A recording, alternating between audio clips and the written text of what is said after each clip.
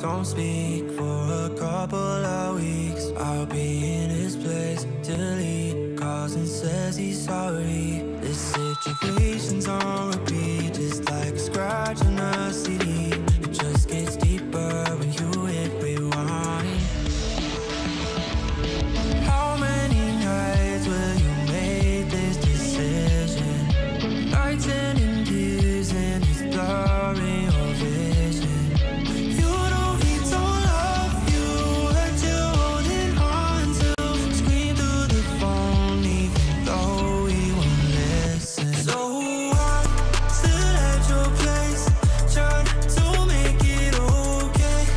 He's miles away, I'm left here with you. Say that you just need someone caring for you. When will you see me more than you rescue? I'm feeling kinda used, yeah, like a drug that you take when you're sick of crying all your tears away. Is that all I am? All I want is for you to be happy. You know this ain't healthy. Do I make you happy? How many nights will you make this decision? Nights ending tears and it's blurring your vision. You know he don't love you, what you holding on to. Scream through the phone even though he won't listen. So I'm still at your place, trying to make it okay. He's miles away, I'm left here with you. Say that you just need someone caring for you. When will you see me more than you rescue? I'm doing everything he doesn't do, but I'm still not enough. Even your parents know I'm good for you, but I'm still not enough. You wanna be done with him, you're stuck with him, 'cause you don't have the guts. And after all I've done, I'm still not enough. Still at your place, trying to make it okay. He's miles away, I'm left here with you. Say that you just need someone caring for you. When will you see me more than you rescue?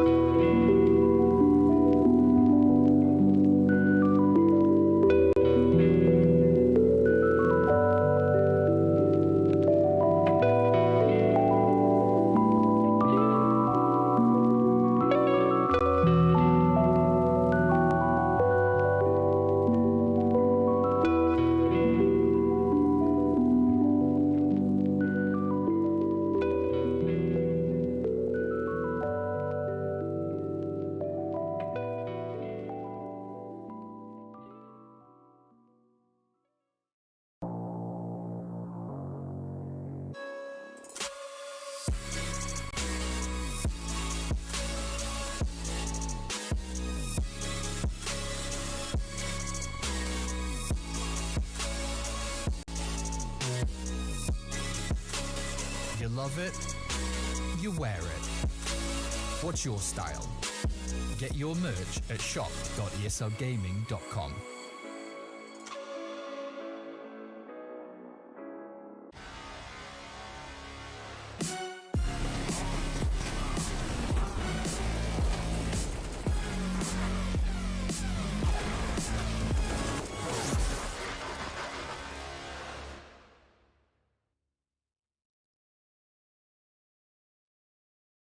Hello, everybody, and welcome to another night of ESL Challenger League playoffs. To celebrate, I got a little excited and spilled some tea all over my desk.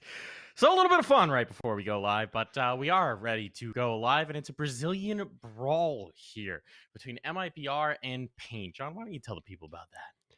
Well, I mean, it's certainly going to be one of the better matchups we're going to see throughout these playoffs. There's no question, Mike. I mean, Payne coming into this season was already looking promising. They ended up going 6-1. They went to the major. It looked so great for them. They were just so close to making Legends, but couldn't do it. And now they're just on an absolute roll after coming back to North America. They've only lost one map, I think, in their last 6 BO3, something along those lines. It's ridiculous. And then you go over and look at MIBR, 7-0, perfect season. They are looking for back-to-back championships for the first time in ECL history. So there is a lot on the line here. There is indeed. There is indeed. And I mean, for both these teams as well, right? That spot in towards Pro League, that opportunity is a huge opportunity for Yep. them. Let's take a look at the bracket to see where we're at in the playoffs so far, because we are into our second night here. If you're wondering why the schedule got accelerated, it's because one of these teams, Nouns, are going to be playing in IEM Dallas next week. So that's very exciting for them. We got this MIBR Pain matchup. We got EG taking on Nouns, and then down below, Fluffy Amers, ATK, Party Astronauts, Wildcard. What do you think of those lower bracket matchups, John? To be honest with you, Mike, I think that every single team is really scary that made the playoffs. It's one of the scariest lineups I would say of all the Challenger League playoffs we've seen over the last few seasons. ATK Fluffy Amers, though, if we're going to pick the weakest team here, probably Fluffy Amers. They did make it to the playoffs in their first season of ECL, but ATK have looked a little shaky. I still feel like ATK have the edge in that one, pretty much without a doubt. And then Party Astronauts Wildcard, that one's a toss-up. Both teams really strong and have looked equally good throughout the season. I'm not sure who's going to take that one, Mike. It really is an interesting one because if you'd asked me before the season, I would have said Party Astronauts, no doubt, right? Yes. But Yeah. these are both the wild card is such an interesting team. They were the team that qualified into the RMR that couldn't actually attend, but they're a team that's ascendant. They're a team that's that has a lot of names that we're familiar with, but in this roster, they have become greater than the sum of any previous amalgamation of their parts, which is really cool to see a team on the rise like that. It's an exciting thing for us. So we'll see if they can make a lower bracket run. Obviously, tough when you come up against that EG Black roster in the first round. That's our other matchup of the upper bracket, EG Black versus Nouns. We've seen that one play out a fair few times across qualifiers and Challenger League seasons, and it's always a banger. So that one should be fun as well over on the B stream. But yeah, I mean this should be an exciting one, John. Yeah, no, I mean, no doubt about it. And both teams, like I mentioned, have been really strong in Challenger League. The only loss Payne had actually was up against Nouns. And since then, they've actually dealt with them pretty handily in BO3s that happened more recently. But it's still on the cards. There's a possibility of Nouns becoming the team to take things all the way here in Challenger League. They have impressed quite a bit. But looking back into this one, of course, MIBR, they both and Pain, they both have very similar map pools, but there's one difference. I think it's Inferno where MIBR have the edge. And then you look at what was the other map? Ancient also MIBR are a little stronger on as of late. So those are the two maps that Pain could be vulnerable on, but I believe they'll probably ban Ancient before MIBR gets a chance to pick it. Maybe. We'll have to see.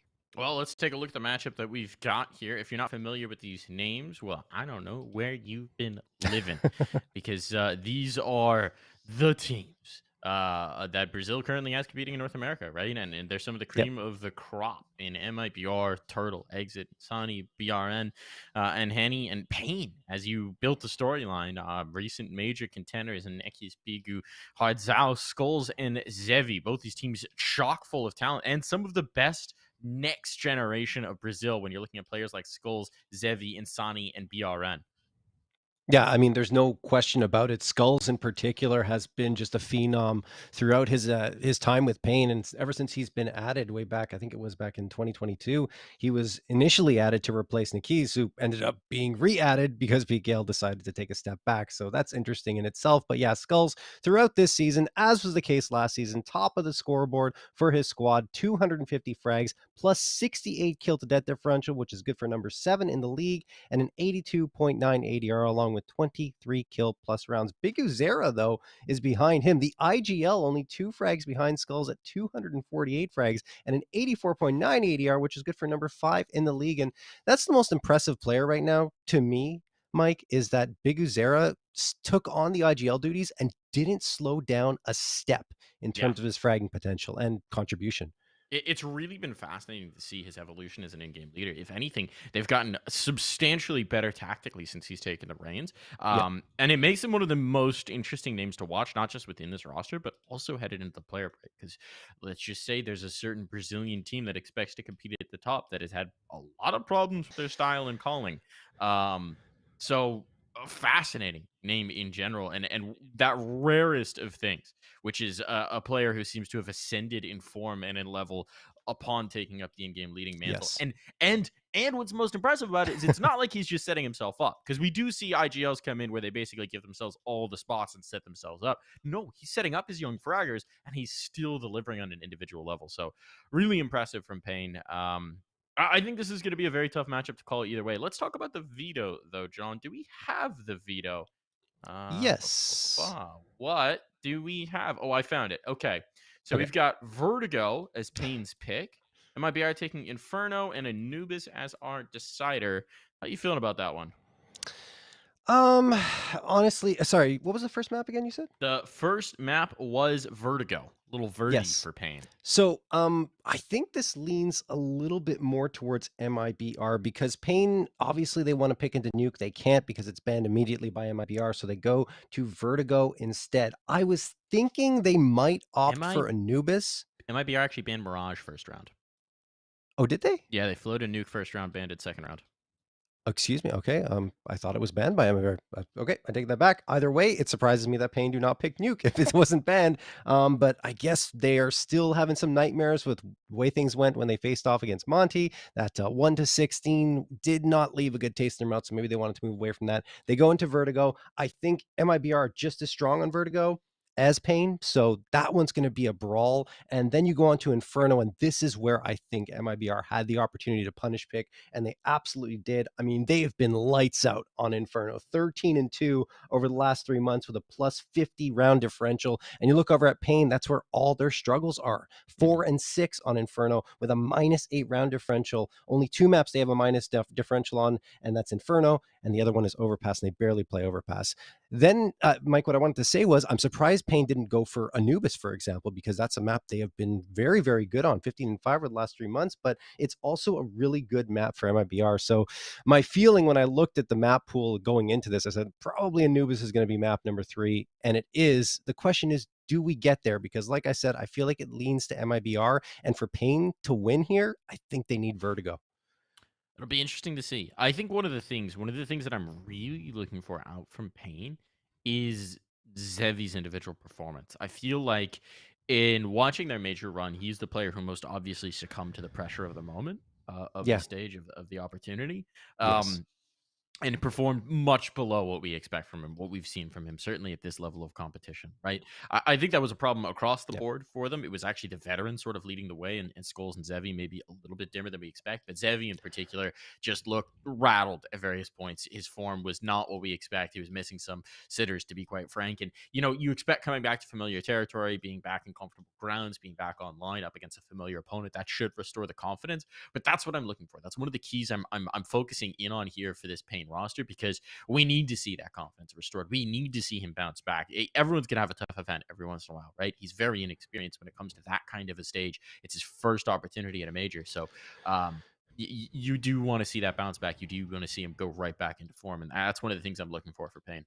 Yeah, absolutely. It was nerves. There's no question it was nerves for Zevi, because I think the moment that stands out the most in my mind from the major was when he was going to plant the bomb on Nuke against Monty, and there was 5 seconds left, and he faked it 3-4 times, and he didn't have to. He had to try and stick the plant because he needed to get that bomb down in a 1v1, and he was so preoccupied with the other player that he forgot to look at the clock and realize how much was left. So anyway, look, I think it's, like you said, a good chance for him to regain his composure and his confidence. He was top frag yesterday on Mirage with 25 frags and a key to victory in a very back and forth affair that ended up with against ATK. But yeah, we'll see if he can continue that throughout the playoffs. Certainly important.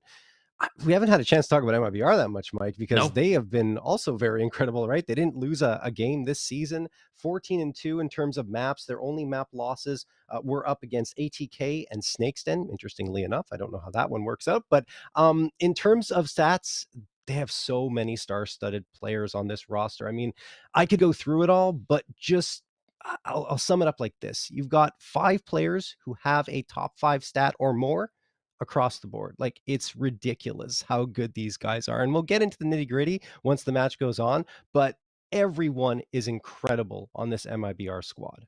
They most certainly are. They most certainly are. Now, we'll have to see what they're going to do when they get into the server. It is time for us to take a quick little break, but when we come back, we'll be starting things off on Vertigo.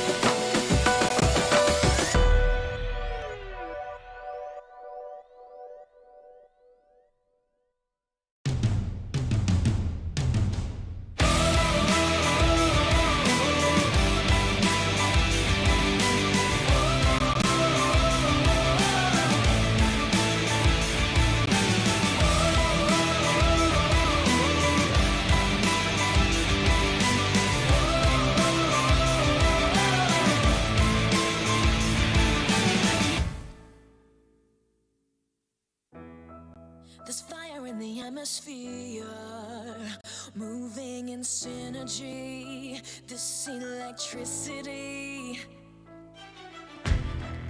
The power of the pioneers, tearing through history, this is our destiny.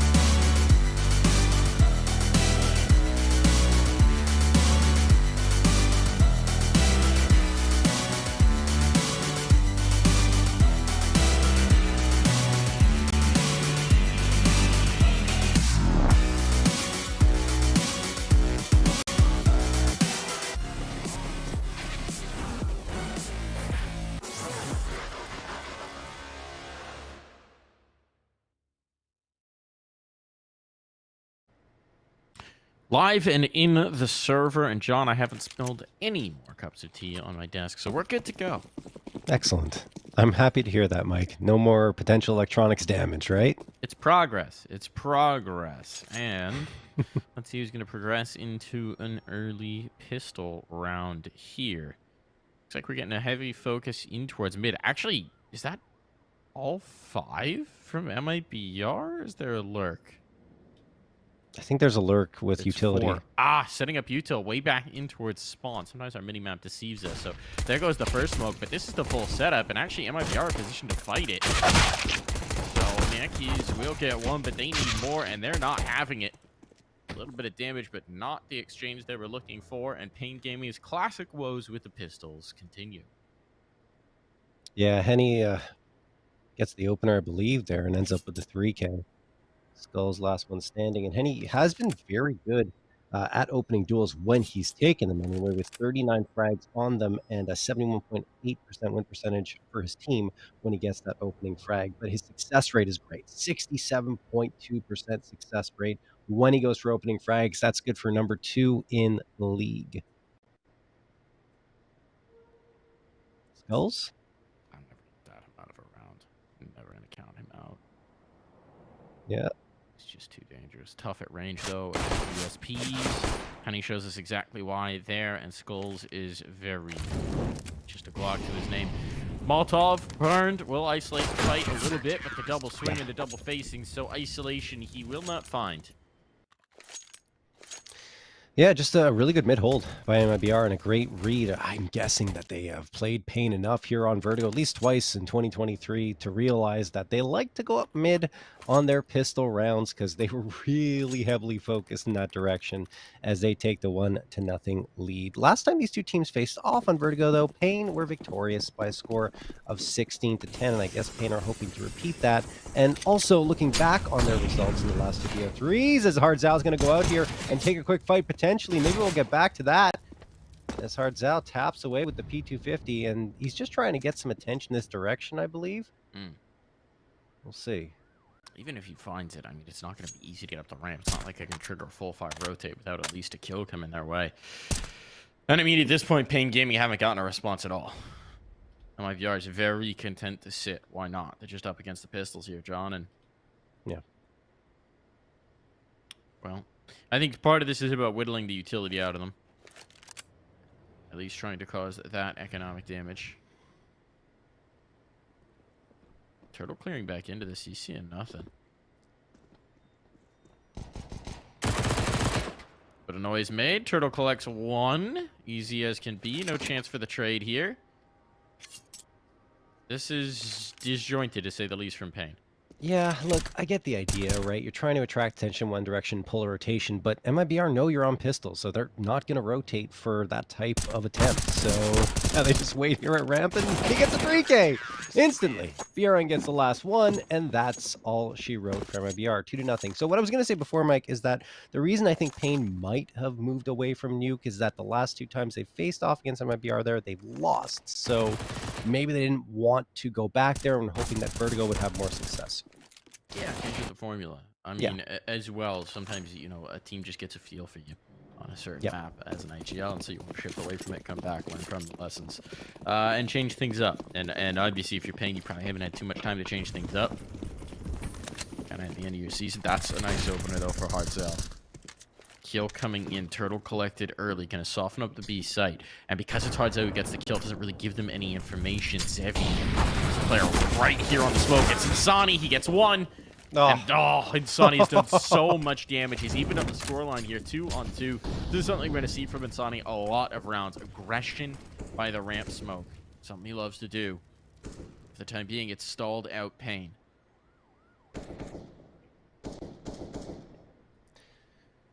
Hardzao and Bigger Zero looking for their chance to push out here into the A site. They've got time. They don't have to commit.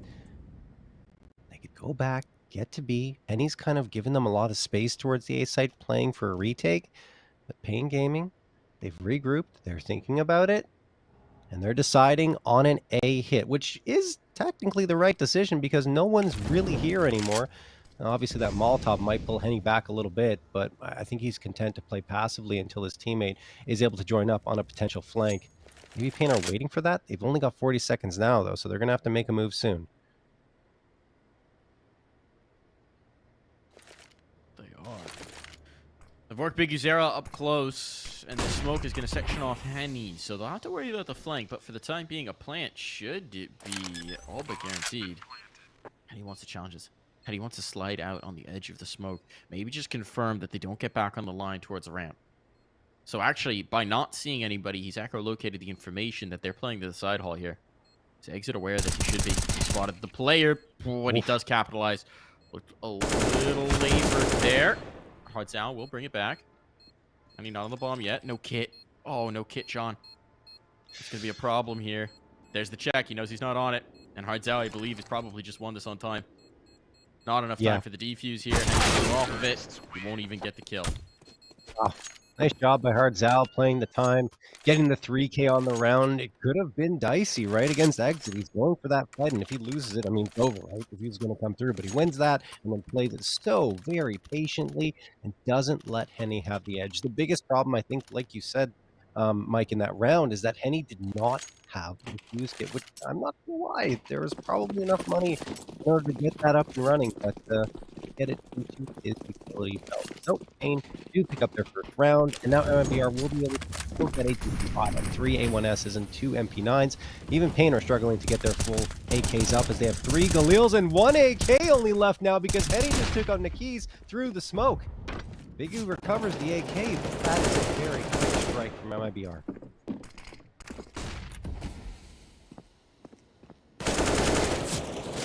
Nice find from Uzera. Evening up the scoreline here. BRN just trying to play the angle and getting caught. Interesting that we've seen Pain hold back for this aggression in so many rounds. Still minute 10 on the clock, but now they've got a man advantage, so this time it has certainly worked out for them. Pressure onto Turtle. Lone sight defender. He's just got an MP9 for it. And if he throws out this util, it's going to confirm his position to Hardzao. Does now. There's the smoke fade he spotted, I think. No. Ah, it's awkward! And Turtle's going to get the best of him. Teammates weren't close enough to punish this, but they're past the AG. No, Zeppy gets caught. And there's the frag blinded up. What? The knife is out for Big Uzera? What's that about? Bomb's going to be planted, but it's a 1v1 here, John. I don't know why Big Uzera had his knife out in that situation. Maybe just ran out of bullets and desperately trying to charge with his knife. But yeah, 1v1 scenario. Skulls, I would say, has the edge because his position is completely unknown. And Exit, again, no kit. So, I mean, probably better to save the AK. If he doesn't spot out Skull soon, he has to spot him out. He has to spot him out soon. That Molotov ends it. That Molotov should end it. Does it spread? If it's spread, I mean, they've lost it on time now. Yeah, Exit knows he wants that last kill, but he's going to have to content himself with survival. There was a smoke. Oh, no, there was a smoke. Yeah, I think the smoke was further back because he threw his smoke already before attempting a defusal. And yeah, it was just really tough circumstances. And obviously, you know, he has to go for the save at the end because he couldn't spot out Skulls in time. Just not having that kit is such a big problem on the MIBR side. Twice in a row now. It has really hurt them as we're tied up 2-2. Looking at Pain, well, they're still doing well in terms of their money, at least enough to buy 4 AKs, and the Big U settling for the MAC-10. But up against the pistols and just the lone AK of Exit, that MAC-10 could be very, very potent. Could indeed. Big Uzera's been off to a hot start here. Doing some money now. Lots a few Molotovs. Is anyone actually watching Quad? Turtle? Okay, yeah, someone is. Thank you. Thank you, Zevi. I was really wondering how far he was going to get out from that. He's the excuse of being flashed, sure. But, Either way, this should be definitely a round for Pain Gaming. No issue there. The question is, might be able to find any damage, and can they keep the AK alive? Yeah, I think the AK alive is no problem. I'm wondering if the pistols just... Okay, are they just going to stick to the stack until the end of the round? I suppose so. And keep everyone alive, so no more kill bonus for Pain unless they go hunting here, which Big U might. He's only got the Mac 10. No sense saving it. Money can be made. Guns can be taken away, but I don't think he's going to get here in time. Maybe. Trying to run it. Spots one. Oh, spots a lot, but won't get a chance to kill him. So Pain take a third after an 0-2 start. They've got a 3-round win streak, but MIBR are bringing the hurt again into this round with full rifles, 4 A1Ss, and still that AK being carried forward by Exit for a second round in a row. And pretty much, yeah, now definitely a full util belt for every single player on both sides. Hardzao going to be moving up here with the rest of Pain, and it looks like they're leaning more heavily towards the B site and mid for the time being. We'll see where they end up executing, but a couple of players are going in towards the bottom of ramp to try and attract some attention. They've got some reinforcements arriving now. Utility exchange is massive here from both sides as they look to gain control of ramp. Oh, look at this. Mid push already out.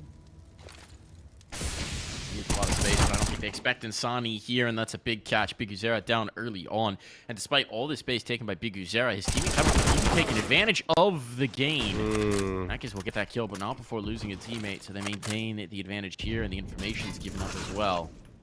That's a good follow-up, though. That's a big one for Nekiz. Oh, they've got this ground. Skulls finds another, slipping up the side hall, and the bodies are just whipping away for MIBR. They'll toss the counter nades, trying to delay this plane just a little bit. Where is the bomb? Is it still on ramp? I'm honestly not sure where the C4 has gone. There it is. Okay. Yeah. Oh, it's stuck? Is it stuck? Is it no under way. the ramp? Is No, that no, no. even- He's got it. He's got it. He's got it. It's all good. I was going to say, there's no way. I didn't think so, but swing, there's the face, there's the kill. So they don't even need the bomb. All said and good, but made me nervous for a second there.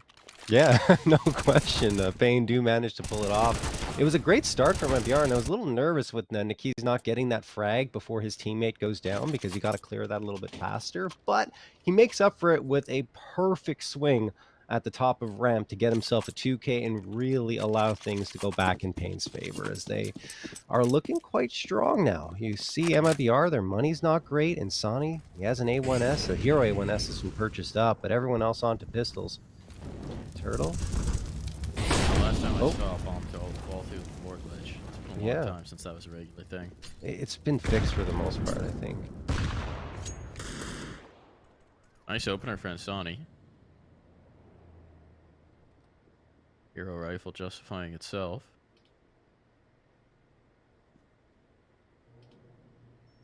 If Nekiz can catch this, if he's spotted, an aid will come out.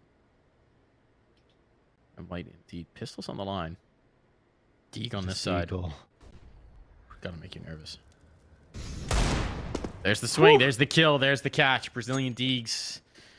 Never doubt them. And this is becoming a very touch and go round for Pain. Yeah, don't doubt BRN openers either. We got 69 of them for number 2 in the league throughout the regular season. Plant is going to go down here from Big Uzera, though, as he gets naded down to 28. Oh, now he's gone. Cost him smoke. Low HP. He was vulnerable. Stopped for one moment of spam, and that cost him. Still, Zevi on the line defending that bomb. It's going to be tough to unseat. And you've got skulls as well. So this is the dynamic of young guns, but there's one. Eliminated. And now the wrap could be on, but it's all about this defense. Again, time an issue here, but they will have enough. Kit or no kit. This time, MIBR convert, and it's just off of the back of 1 Euro rifle and a bevy of pistol frags. I mean, Insani was really important, right, to get that opening frag. It's just something that he was able to kick off the round with, and Pain ended up struggling afterwards. That great headshot from BRN with the Deagle, and then he gets the follow-up as well. Just beautifully done from MIBR in a round they didn't really invest much into, aside from the A1S, which did its job. So, Pain, gonna pause things up here, call a timeout, talk things over.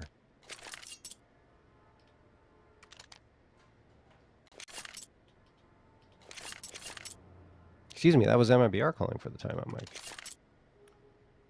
Indeed. I mean, this opportunity is huge, right? But they have to convert on the follow-up if they can win this round. Pain's in tough spot financially. Mhm. 8th round, like you mentioned. If they can get this one, Pain are going to be in a bit of a pickle. Bomb plant would help, of course, if they can find that. Round victory's better. Economy is a little bit limited, so you see the utility is as well. I mean, even with a bomb plant, right? Still probably going to be a half buy. Yeah, assuming they lose, right? Not there yet. A lot of options here. Henny going to be pushed off the angle. And he fast play, but he is traded. Worth it for them. Not going to get the follow-up, but the trades continue. Bomb's down, though. Bomb's down. This is kind of an awkward spot to defend, and they lose their ramp player. So Insani wanted to get a little bit of ground to maybe maneuver, and that is certainly denied. Turtle flirting with danger here by the elevator. Don't want to fall off the map, and they've snatched the bomb and they've gotten away, and this bomb is going down. Now, this is a tough retake. This is a really tough retake. They don't know if someone's still sitting here in towards mid. It slowed them down on the approach. They've got to smoke. They could go for the defuse, but it's going to be tough. There's HEs as well to pull a player off of it. And now that time has gone by, they're backing off. They're going for the save. Yeah, I mean, the money is there, sort of, to take a bit of a risk, but it's better to save, especially with their CT economy not exactly stabilized yet on 3 players. So, Exit. You gotta have your gun out. Oh, boy, Exit gets caught out with the pistol, and the Keys is going to take him down. Turtle's trying to stay alive, but he's been spotted out. Just that Pain are going to settle up here on the chase because their money's not exactly great either, and they do. It's only 1 gun saved over for MIBR. The op is still available, though, as it was recovered by Turtle. And more than enough cash to buy up here.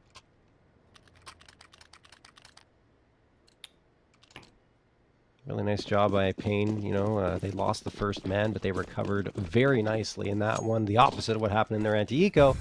And then they get the plant onto the A site with the 3v2 advantage. And MIBR just out of position. Here we go again, though. Quick push here by Pain in the first 10 seconds. They find Turtle, and they think about going into the B site. Exit, ready to try and engage with them, but it's going to be tough because he's by his lonesome, and Henny's at mid.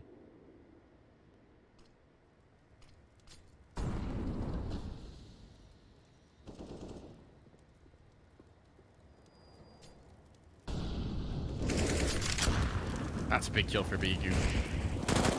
Fun. Trade is there, but now they've lost all their ramp players. It's just mid presence, and as Henny falters, this one's over. Exit's in such a tough spot. He has to rotate around the world. They're dumping util just to be sure, but this bomb is 100% going down. It has decent util if he wanted to attempt this, but it would be bold, to say the least. He's giving it a look.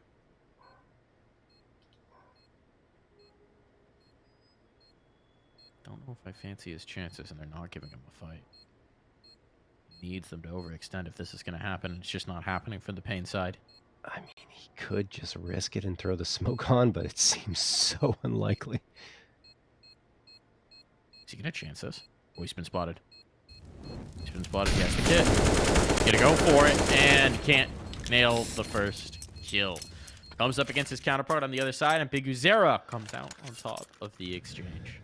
Oof, yeah, I mean, another great execute by Pain, you know, taking that control towards the B site and mid, and that's not even their execute, right? They just wanted to get the bodies, and then they end up going towards the A site, and just a great job by Big Uzera, the IGL again, delivering another 3K. He's topping the board with 10 frags.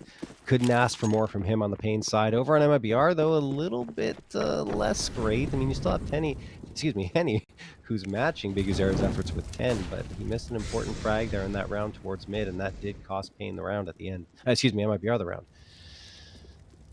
Now they're back on pistols. MP9 in the mix. Look where Skulls is. He's already pushed up right up against site. Turtle won't win the fight either. Little chance they had in this round is fast window. Bit of desperation. Desperation that will go unanswered. Bomb will be planted. Looking like 7 on the board for Pain, and this would have been very touch to go for Pain. At one point in time, John, but now building up a 4-round lead. Things are starting to look downright good on their own map choice. Yeah, I mean, they've really settled into things here. 7th round going to come through. They do have a 5-game win streak on Vertigo coming into this series. Nouns, Apex, Big, Into the Breach, and Timber where those victories are found. A lot of very, very strong names in that mix. So, you know, Pain have certainly done the rounds on Vertigo, and they felt confident going into it against MIBR, and now we're seeing why. Yeah, I mean, a lot of major playoff teams there. Yes. You know, I can't believe it. Semi-finalist in Apex, major quarterfinalists and Into the Breach. Also big. It's crazy. I can't believe Apex Into the Breach got that far. What a better way to send a send-off to CSGO than to have a massive upheaval in the ranks to give us the promise of exciting hierarchy shifts in the new game. Yeah. I can't wait for Counter-Strike 2.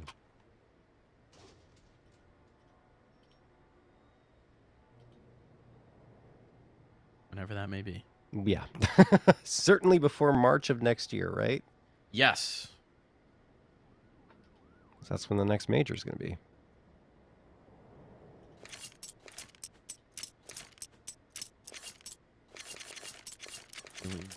Very curious.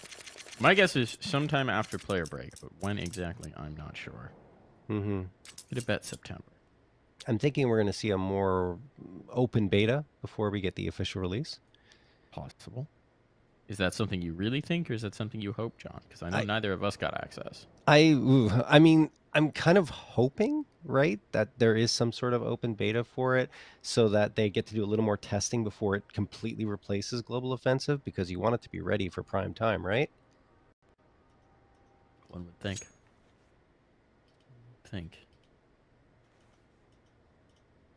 Maybe let's just go for it, though. You know, it is Valve. It is Valve. Sometimes they do just go for it. Yeah. Make things spicy. Critical round for MIBR. If they're going to recover this half, it's got to happen now. Gotta happen now. Fast way up the ramp. Main gaming wants to accelerate off of that pause, and it's not going to work out. BRN collects on the first. MIBR were ready for this duel, and they've got a second as well. So the defensive have been erected. The utility's been effective. And Pain Gaming looking to up the pace, up the ante. Find themselves stymied. Wow, that's a perfect smoke. Sarah's going to take advantage. He's going to sit in it, actually. Oh, Skulls gets on the line with this. This is risky. The boost up, that's checked, and now they know where everyone is. So a clean sweep. Big risk in the boost up. But they chanced it. They went bold, and now they went home.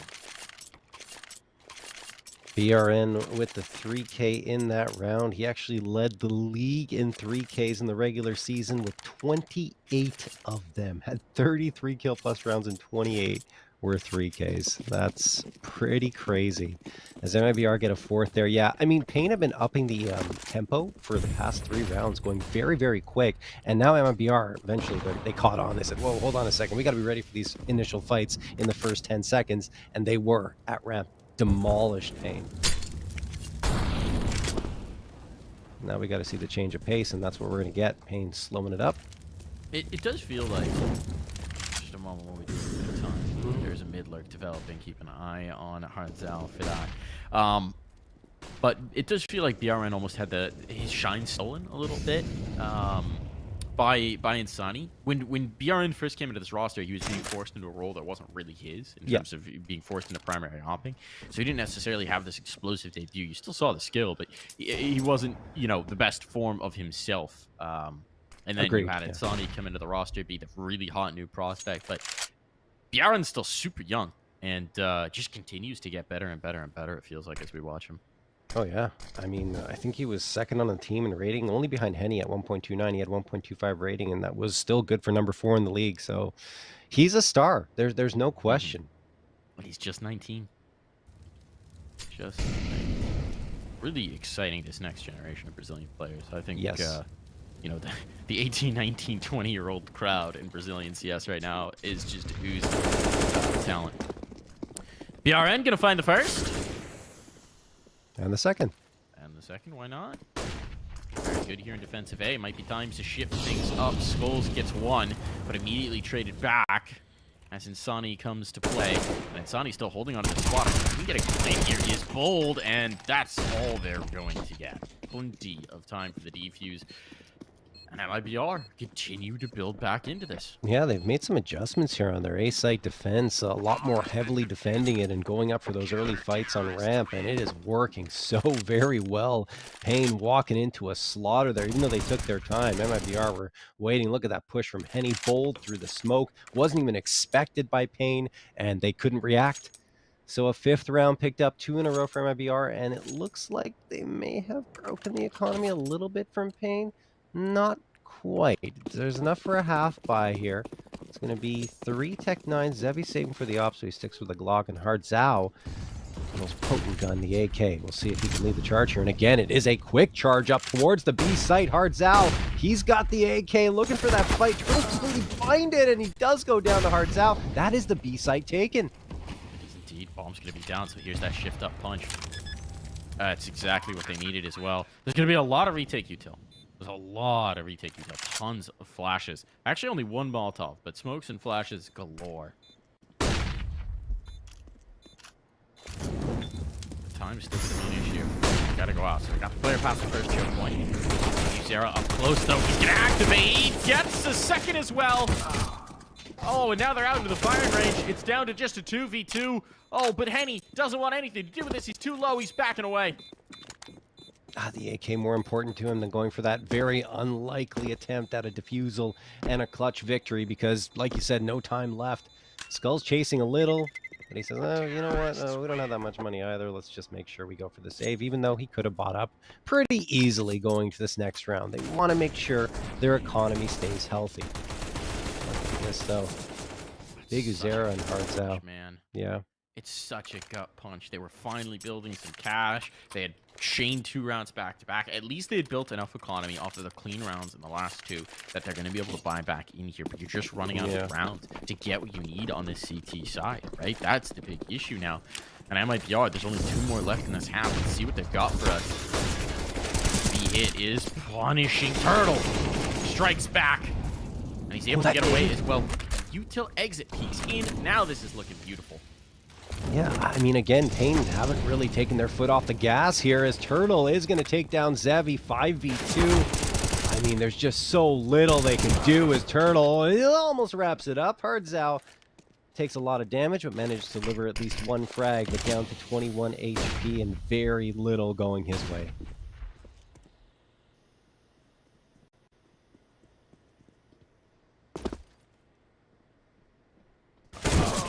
Well, I know he's here. An exit will confirm. 1 more round in this half. Can MIBR close the gap? Let's find out. What does this buy actually look like for Pain? Not too great. Yeah. It's workable. Yeah. Saw him get it done with the text, certainly. But for Pain Gaming, I mean, this was a 7-3 at one point in time. They definitely let it slip a bit. Still a strong T-side showing. Yeah, they really need to pull things together here in this last round of the first half and get that 9-6 because honestly, they're the ones that had the momentum, right? They were the ones taking control of this map, and MIBR just managed to power their way back, winning 3 of the last 4. Pain, the more limited buy-up. Have to take the fight straight on. Henny wins the first, probably the second. There it is, maybe the third. No. Skulls gets a response here, Mike. It's a 4v3 for MIBR. Kill down. He's got it. He's got it ahead of the flash, and Sunny did not expect it to be that hot on his heels. Oh, he's got it. He's got the second as well. Skulls thought he had the chance to punish. He did indeed. Turtle's still living. No. Living up to his name. Turtling back into his shell and closing the gap to 1 to send us to the break.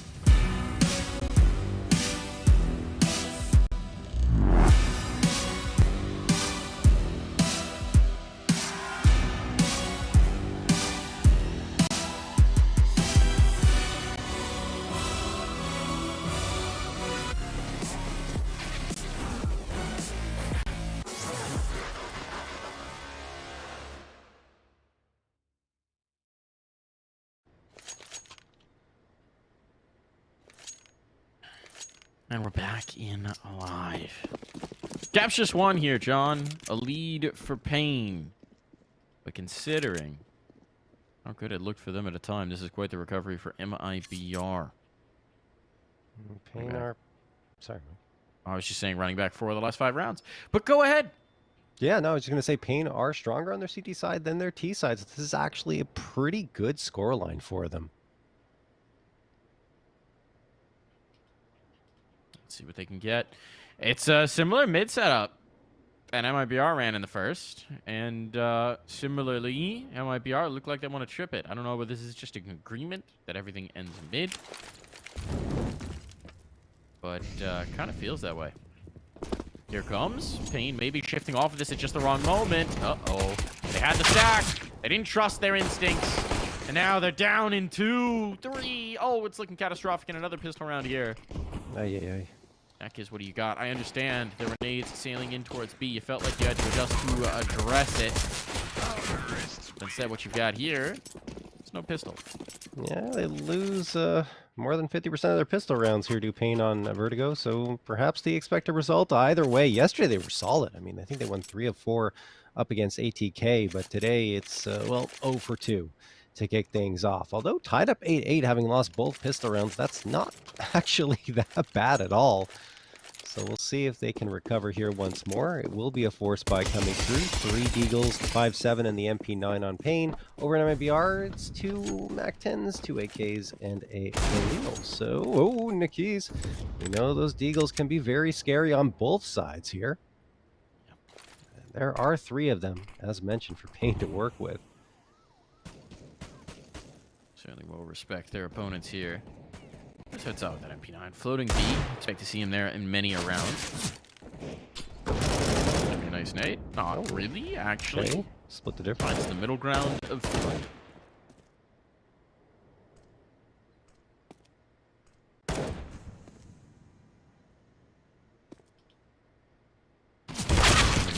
There's the spot. Big Uzera down for the count.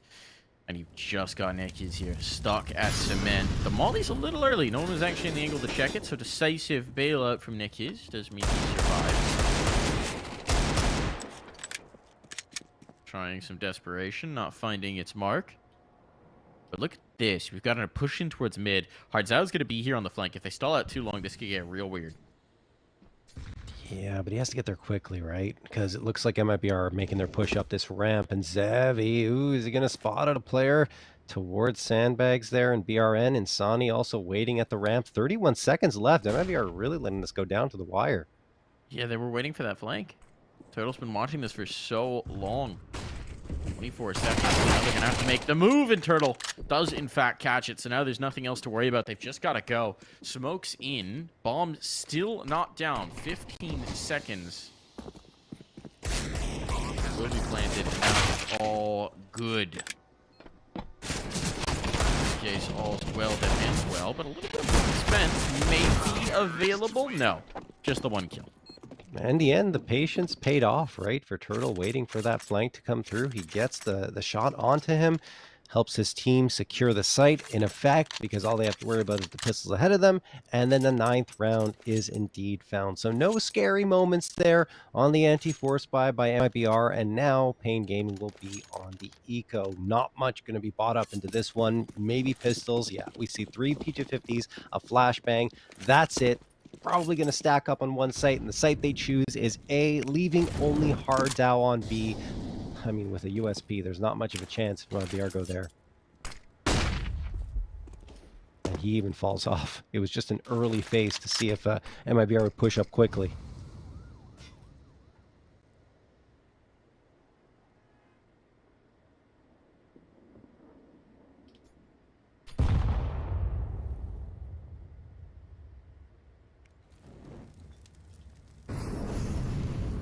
Statues. In this round, MIBR expecting some sort of explosive play, but they've taken the space in towards mid. Right, exits gained all of this ground. BRN could get overwhelmed. Indeed, he does. Only 1 foul. They can keep it over, and uh-oh. Oh, my. Uh-oh. Not like this. Look at the bomb. Look at the bomb. Turtle's got to secure the bomb. Smoke's going to go down to try and... They just run through. I mean, this gets way out of hand. Turtle's getting the kill, but they need to recover this C4. Now they realize why he's guarding this so carefully. Advantage taken back through, but there are 2 rifles on the other side. Oh, gonna catch. Now Hardzau's in a really tough spot. Out in the open. Pick your poison, and the MAC-10 plenty against unarmored players. That got way too scary for MIBR up against pretty much just dry pistols aside from the upgraded ones, and they almost lose the round thanks to some nice play from Zevi and Biguzera. But this was even nicer, right? Turtle throwing that smoke, realizing a push is going to come through. He isolates off a couple of headshots and gives MIBR the comfort to go and try and retake that bomb and get a 10. Speaking of headshots for Turtle, he actually led the league in headshots per round in ECL with 0.46, as MIBR Insani is going to get the headshot this time onto Zevi. Spain, well, they have to reinforce this site quickly. Look at the util, Mike. Nearly dead. Asa smoke just to survive, and there's another AG here even. Nexus goes 1 for 1 elsewhere. Where do they actually want to finish this? Zera setting himself up with a little face down the ramp. I mean, MIBR have another salvo of utility. It's not much to counter them out on the other side. Biguzera still has a Molotov. Hardzau still has a smoke. So they're going to have to make some risky maneuvers, and it seems like for now they're abandoning B at just the wrong moment, as this looks to be where MIBR intend to finish.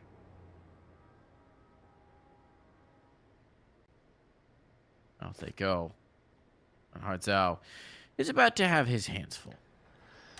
Yeah, and he's looking at mid, right? He has to get back into the site, look through these smokes, or I mean, not look through them, look above them, right? This feels like this could turn into a save. If Hardzau's life is lost without any impact, his teammates aren't going to risk this. Bombs down. Really tough retake on, and yeah, they're gonna think better of it. They're gonna back away. You have to. I mean, gambled, right? They said, okay, well, I guess MIBR are going to go back to the B site, or sorry, the A site here. They send 2 players there. Even Hardzau is watching from mid. He's not on the site proper, and once that util comes in, he's got nothing to look at but smokes. And obviously, he tries to go over the top of them to get some visibility, but it just doesn't happen. Now they're going to try and save the guns. So far, so good. With Hardzau and Bigu finding the frags. Henny and Exit probably don't want to gamble any further here, and they won't. So the 3 rifles do get carried forward, which is pretty good for Pain. So they'll be able to buy up around those.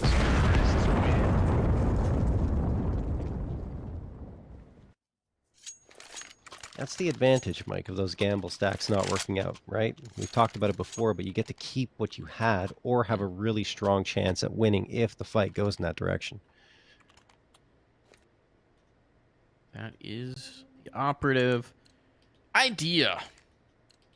That's the idea to now be at a 3-round chunk down, but it's the best buy we've seen it yet for Pain. No op still. Love to see that out for Zevi. He's not been able to have much impact. The young guns both have been quiet in a way that we don't really expect. Biguzera getting aggressive. He's just out in the open. Oh, no! That's gonna work out. It's gonna work out. Going for the spam here, and he's found so much impact. PRN trying to make the cheeky play, trying to find the gap in the smoke with the flashing miss. He has no idea. It's just an off angle and a half for Biguzera. He just pushes out into the open. And unexpected, of course, as the flashbang sailed through, he just gets a freebie. And MIBR have to reset themselves.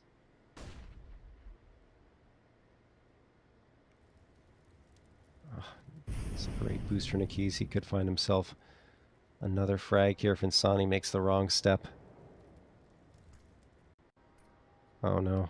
They're checking it. They're checking it. Insani so good at playing these A-ramp spots. Rips the head from the shoulders.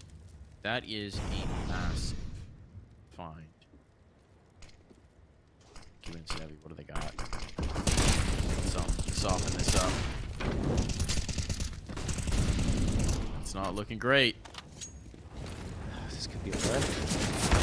Could be, likely should be, but they go for the open plant instead of the safe. And so Turtle loses his life. That initial one is denied. Now, Insani, catches the AG. Zevi was waiting for exactly that moment, and the skipper goes in. Facing through the smoke. They didn't need to do that, especially with the Molotov down. They wanted to take the space while they could. 8 seconds, 7 seconds. Takes a catch, and they know it. Oh, Zevi puts his teammate down. Oh, a catastrophe.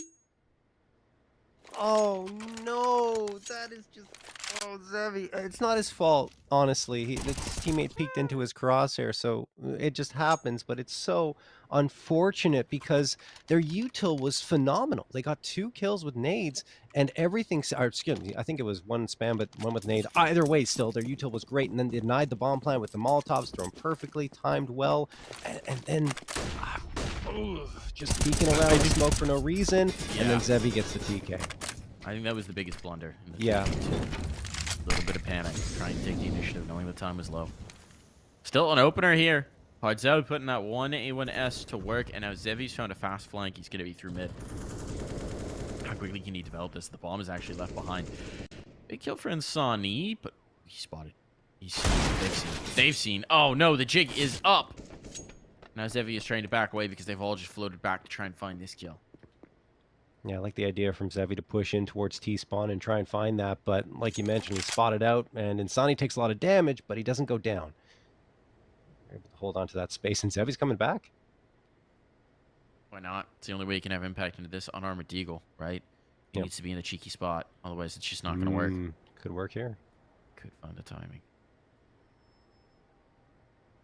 God, he could find the timing. I think they've cleared it. He's dropped the bomb. He's dropped the bomb now. He's harassing now. They know someone's at the flank. Skulls activates. Here we go. Here's the wombo combo. Here's the young guns we've been waiting for this entire time. Henny committed. That's a great clear, though.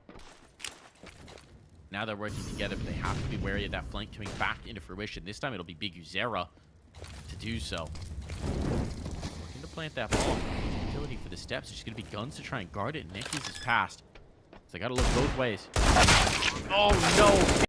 Sarah, that was a huge opportunity, but still they convert the round. Wow. Oh, they made it happen. Guns can be found, salvaged, taken through. And MIBR's run of rounds comes to a screeching halt. Finally. I mean, that's thanks to Zevi, right? Didn't give up on the flank, fell back for a little bit and said, you know what? I'm going to go in again. And then he finds all 4 players pretty much waiting for him to shoot them. And he sections off the one that he can see cleanly. And it turns out to be the bomb carrier as well. So that's great for him. Then he throws MIBR into complete chaos because they don't know where the shot came from. Then they realize, oh crap, it was on from our flank. And in the meantime, Skulls takes that opportunity to get himself another Deagle frag, and that's when things just fall by the wayside. Yes, MIB are able to recover and get a bomb plant, but Payne has 3v2 advantage. They didn't waste it, and they win an unexpected round. MIBR now looking to get back to their winning ways. They're going up this A ramp with a lot of aggression. They want to take it early, and they already have. They force Payne off of the angles.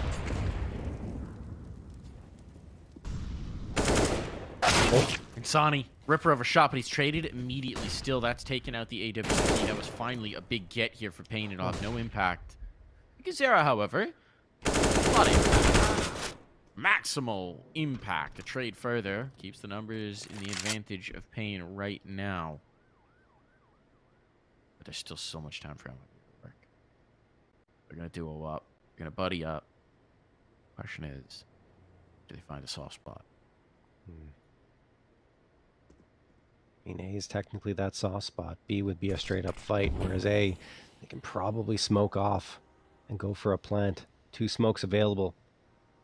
Turtle wants to see if he can take a fight first around this technically one-way.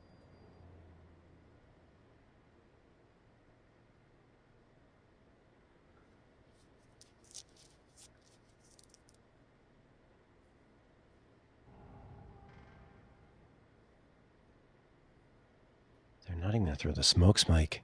No, they want to go crazy. They want the element of surprise, but Nick he's never surprised. He's always ready, because he's paranoid. He thinks they're around every corner. He's not paranoid if the world really is out to get him.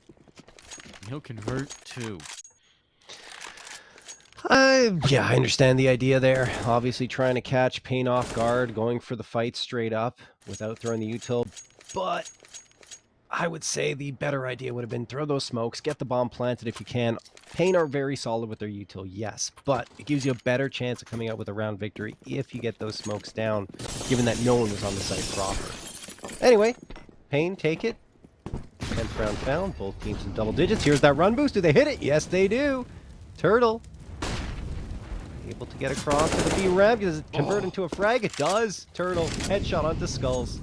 What a massive find here. Yeah. In a very limited round. Put that hero rifle to use. So the gun's going to be completely unretrievable. At least for the moment, unless they breach onto the site itself. And they'll shift up. Try and keep them guessing. Going towards a bit of mid-aggression. Most likely they'll find contact on the keys.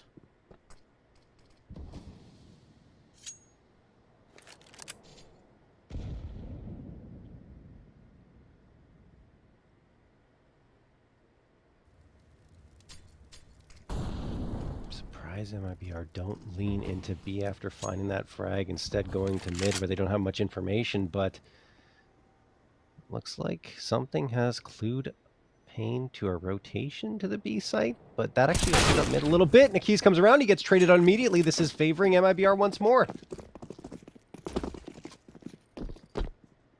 Is indeed pressure on. What do you got, Big Uzera? Slipping away, trying to move away from the front, but the flashbang is so good, so lethal, and he's done. And look at the money. I mean, this is probably going to turn into a save. Disastrous right now. Utilities too late. You can't deny that bomb planted. Oh, Zev even misses the shot. Shooting back from BRN, risking the Molotov to secure the kill. It's a clean sweep. MIBR just a stone's throw away from closing this out now. Yeah, that was a really nice round from them. The hero AK used absolutely to perfection at the beginning of the round off the run boost, which is nailed. Turtle not even expected to be there, so he gets the insta headshot onto B. And then instead of trying to force the issue at the B site, MIBR says, hold on a second, guys. Let's put a pause on this. Pain have to reinforce the site. Maybe we'll rotate around and see what we can find towards mid. And while they do find even more, they get an instant trade up against the keys, run in towards the A site, completely flash out. I forgot who it was, but it was a perfect flash thrown there onto the Pain player. No chance at all. And then Zevi tries to peek around when it was already pretty much done and loses his op. And they can't rebuy that. They don't have the money. Oof. This round could determine the map. It feels that way, doesn't it? I mean, it feels like this is do or die for Pain. MIBR, many more chances. Pain gaming the buck. May stop here. Don't even have everything they could possibly want for it.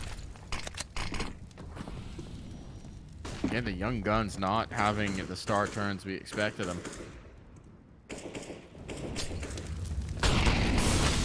Well, on the other side, highlighted Breno, doing great. Highlighted Insani, doing great.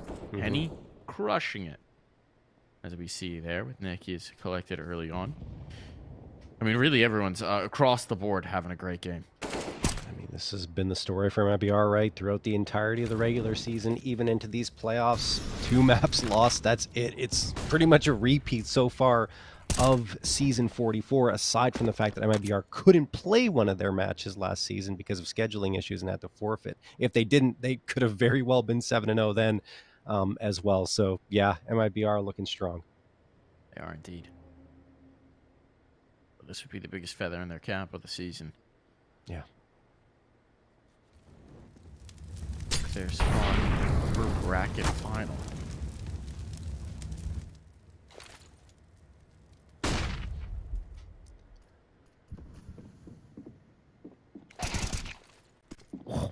Nice pick from Zevi, but the trade is there, and Zevi's dropped as well. Insani just holding the line. Snappy shooting on it.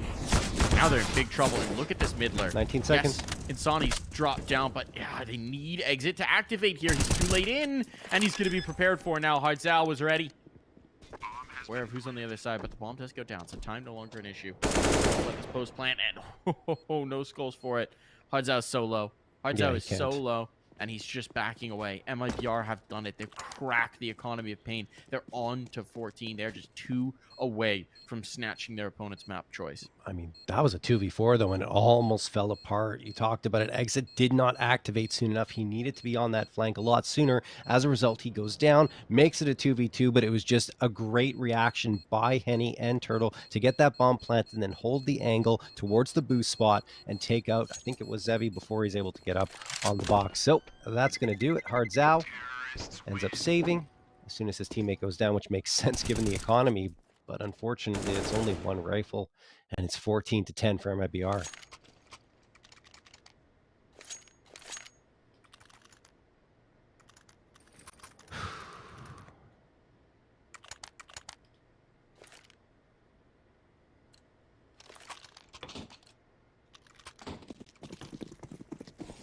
And we talked about Payne's T side being good. This one's even better from MIBR. Only 2 rounds surrendered so far.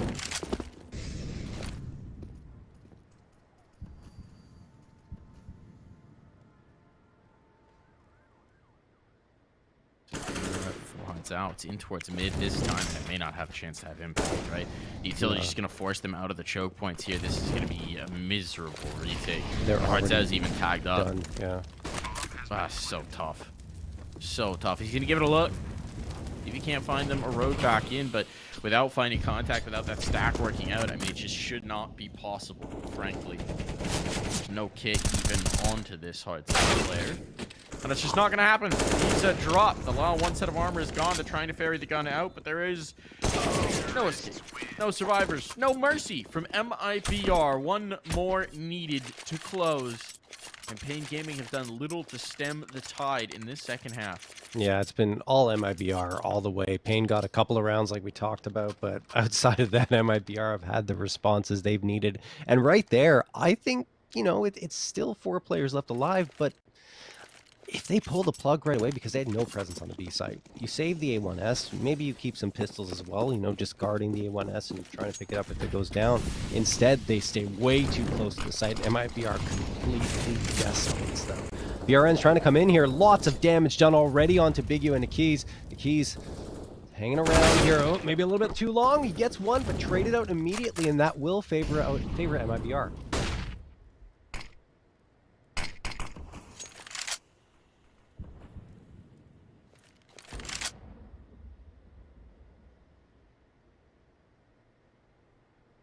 MIBR is going to take the space towards the B side as well. They are. And there's not really that much presence. There's none. Yeah. Whatsoever. Skulls has gone to set up the mid push. So maybe he's going to get back around as this utility starts to sail in. They're trying to get past the choke points, which is flashing to set this up, and they're locked out. This is tough, yeah. So very tough. Almost looked like this was going to be a fake, but then they didn't get any response. They're like, okay, no, never mind. Oh! I think it was an ankle, a shadow. Sticking out of that one, and he gets caught now. Big trouble. Skulls out of play. Big U and Zevi. Who's got the hero play? Good theme music. Better start sounding now. Bomb's not planted, but the kills are, and they'll plant their flag right in this map. MIBR up 1. And now so very close to moving into that upper bracket final. They snatch Vertigo here, John. Yeah, that is a big find for MIBR, taking Pain's map pick, going over to Anubis, which is one of their best maps, if not the best map that MIBR has. So, oh goodness me. Not Anubis, excuse me, Inferno. I got the names crossed up, but it's still their best map on Inferno, guys. So, yeah, this is going to be very tough for Pain. It is indeed. And Inferno is maybe the one map in the pool where we regularly see Pain and think, lackluster, not what it could be. And I mean, majorly concerning signs for Pain as well. We were talking about it in the pregame. You wanted to see the Zevi bounce back. You wanted to see the young guns lighting the way, and they were not.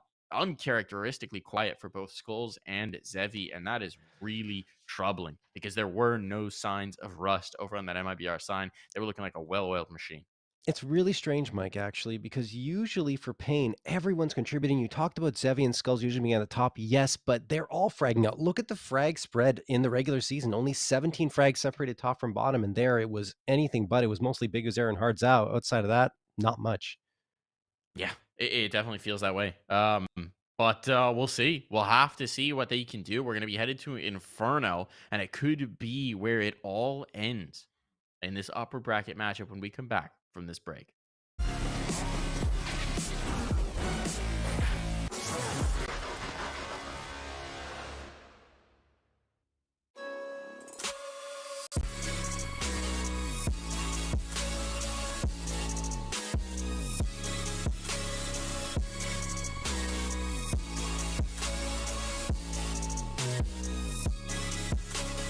You love it, you wear it. What's your style? Get your merch at shop.eslgaming.com.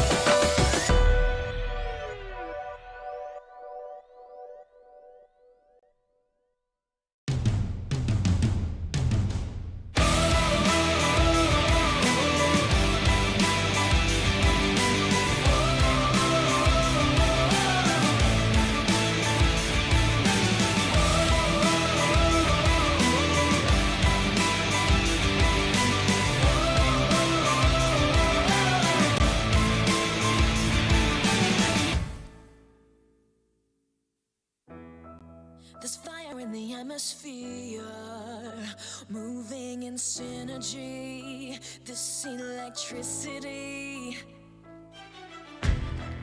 the power of the pioneers, tearing through history. This is our destiny.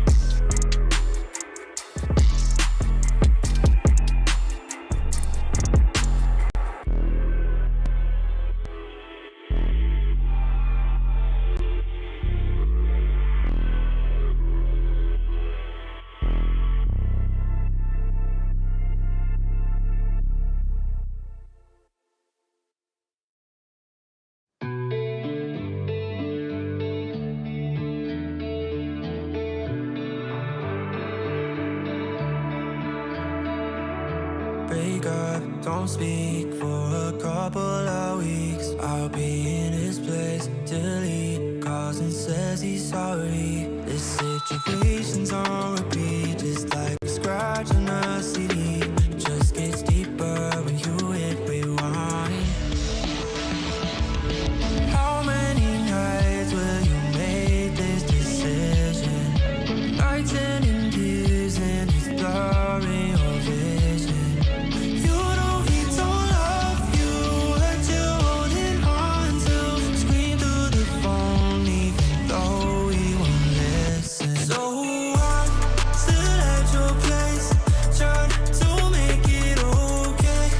He's miles away, I'm left hearing you say that you just need someone caring for you. When will you see me more than you rescue? I'm feeling kinda used, yeah, like a drug that you take when you're sick of crying all your tears away. Is that all I am? All I want is for you to be happy. You know this ain't healthy. Do I make you happy? How many nights will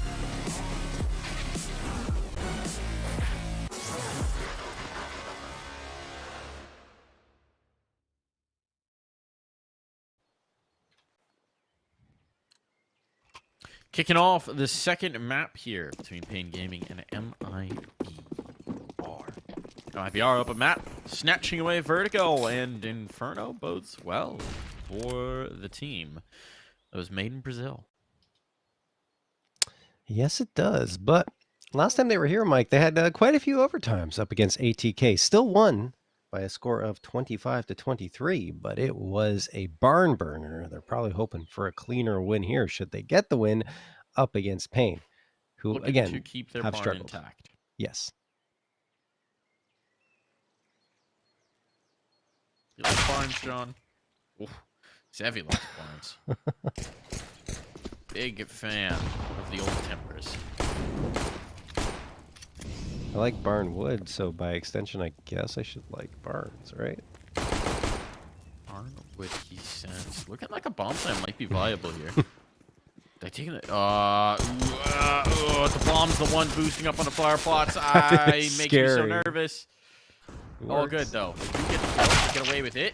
But Big Uzera is quick on the flank, so you're gonna have to worry about Banana. That bomb's still not playing. This is falling apart for MIBR. All onto Henny now, and there were so many moments to secure that bomb money at the very least. But MIBR passed them all by.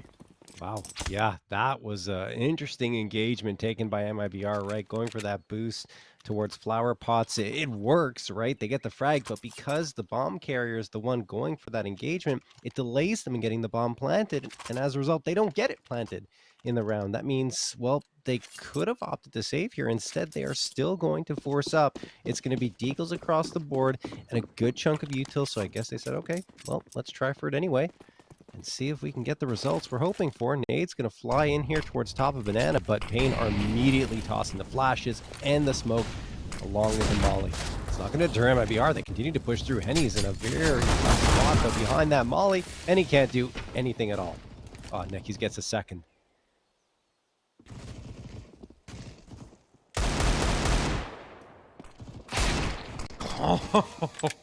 That's a clothesline shot. All right, exit. And his feet out from under him. See if he can get another one here. I'm starting to believe. No, he's tagged up. No answer just yet. They have isolated skulls. He doesn't have any util. There's a path to this being a viable run for MIBR still. Fast closing. I mean, Bugazera shifts over. yeah. It feels kind of unlikely, you know, just the rifles bearing down on you. And like you said, the rotation comes through here by Big Uzera. Maybe soft. Maybe if you get skulls here, come around the corner, becomes more likely. But you still got Bigu to worry about. Smokes are good.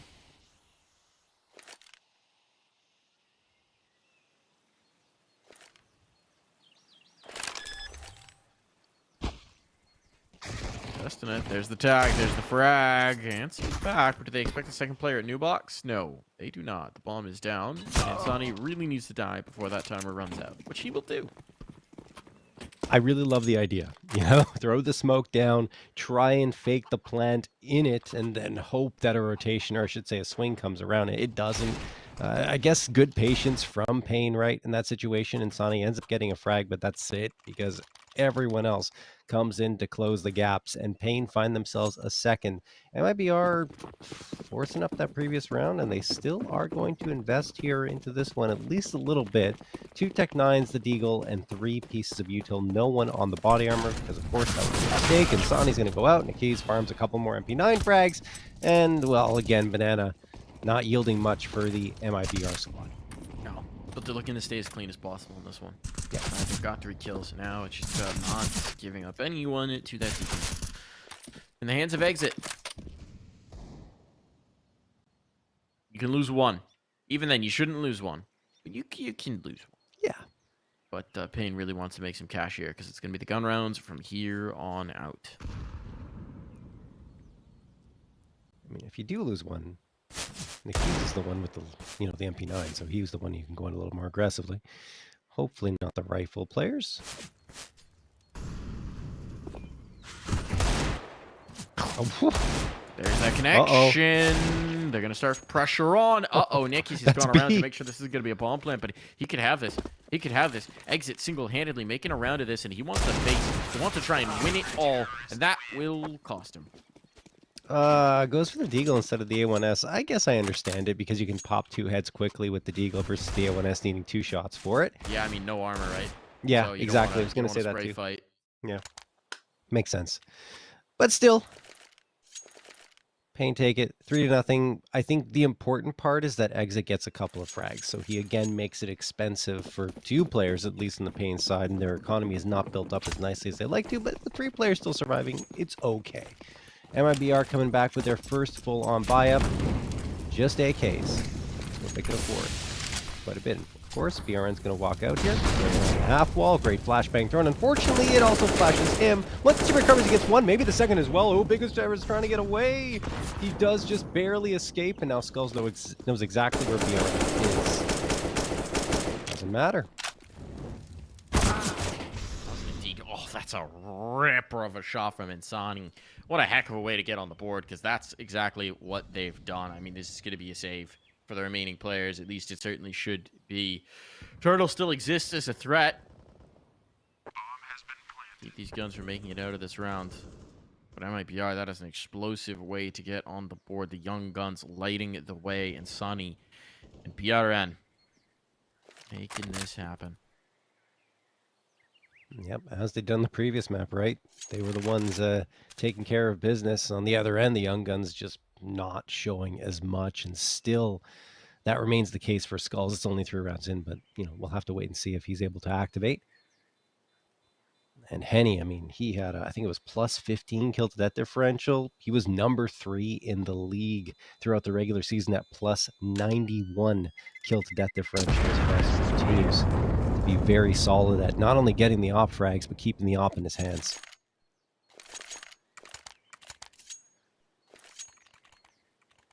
And a first round found for MIBR, of course.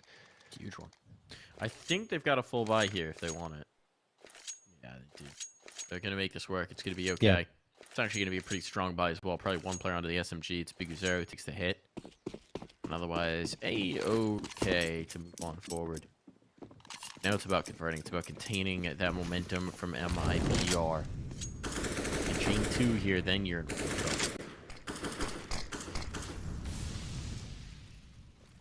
I think a little pressure on for Zevi here with the AWP towards Banana. Once this util fades anyway. BRN's already taken the space. And I mean, Payne not having much visibility. You have to be very, very careful here. And be aware of the possibility that a player could be pushed up into this position. And you see they're leaving Zevi to his own devices. So like I said, he will be extremely critical if MIBR decide to go B. Does have a full belt to util, so he can take this first shot and drop the Molotov. Reposition over towards Coffin's. Actually going to preemptively get the smoke out to allow that aforementioned reposition. Yep.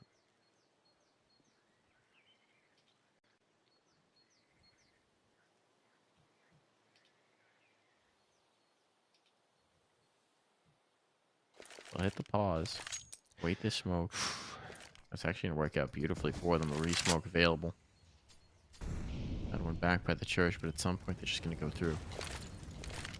Looks like they're going to fade this one. Big Uzera's taking care of the lurk. Now that third player starts to float on over. Pressure on Molotov is late, but it isolates the player. Zevi posturing aggressively. Got to be careful not to get caught here. And he's going to fade away. That's so bold from Skulls. I don't even think there was a flashbang for him. I don't think his teammates were in position in time to set that up. I think he just went through. That tag lands.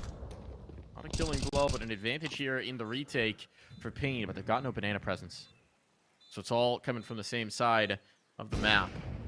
See what they got. Zevi right over there. Clear out onto the next. PRN.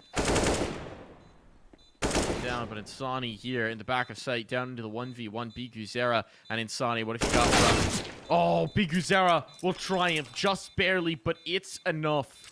The round, they survive. The op can be retrieved here, John. I thought Insani had that, I'll be honest. But Big Uzera, who's been arguably the best player in the server tonight for both teams, because he has been dealing out so much damage and been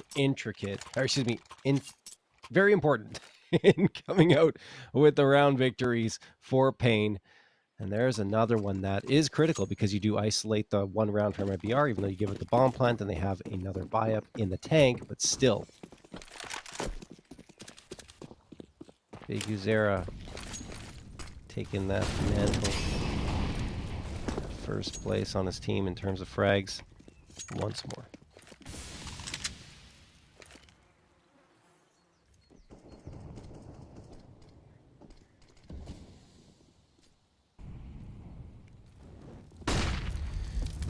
More from this man, Zevi, and we're not going to see anything from him in this round. Turtle deletes him in the first 30 seconds. Flying to boiler. Find ahead. Why not? It's fitting that he's in the boiler room because he just turned up the heat on Pain. Cannot afford to stumble here. Too much is invested in. And last round, too expensive. And speaking of stumbling, they're going to full-on trip. Turtle punishing, this time from the balcony, shifting all over these apartments. And everywhere he pokes his head, Kill does follow. Hearts, how they know where he is. They're letting him know. They're letting him know. And there's just no getting away. Even if he found one, the trade would have been swift. Save is going to be on, and this is a tough spot for Pain. Turtle and those headshots, it is something else to watch when he is working his magic. Wow. Two nice taps to the heads of Big Uzera and Zevi to completely open up the space at the A site. And after that, I mean, MIBR get the bomb plant, Pain Gaming tuck tail, and retreat. It's his first 2 kills of the game, but what a time to find them. Right? It's talk about impact. Yeah, and I mean, honestly, Turtle, he's still got a lot of frags here in the 15, but he's one of those players that comes through and finds more impact in terms of his frags than necessarily bunches of frags. Frags. You need him, you want him. Gotta have him.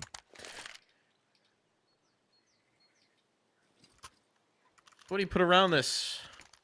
Not much. Not much. Is the answer. They invested a little bit in Hards Out, dropped an SMG, I think, or just bought himself up. This is surprised to see that, to be honest. They're should invest. They should go in. Yeah, it's going to be a double save anyway. Well, they are going to do so. What is Zevi and Big Uzera going to break out? We'll find out in a moment. Uzera does like the scout timer too. There it is. It's a tricky gun to make work on this map, but he's actually going to give it over to Zevi. Faith in his comrade. Deagled in turn.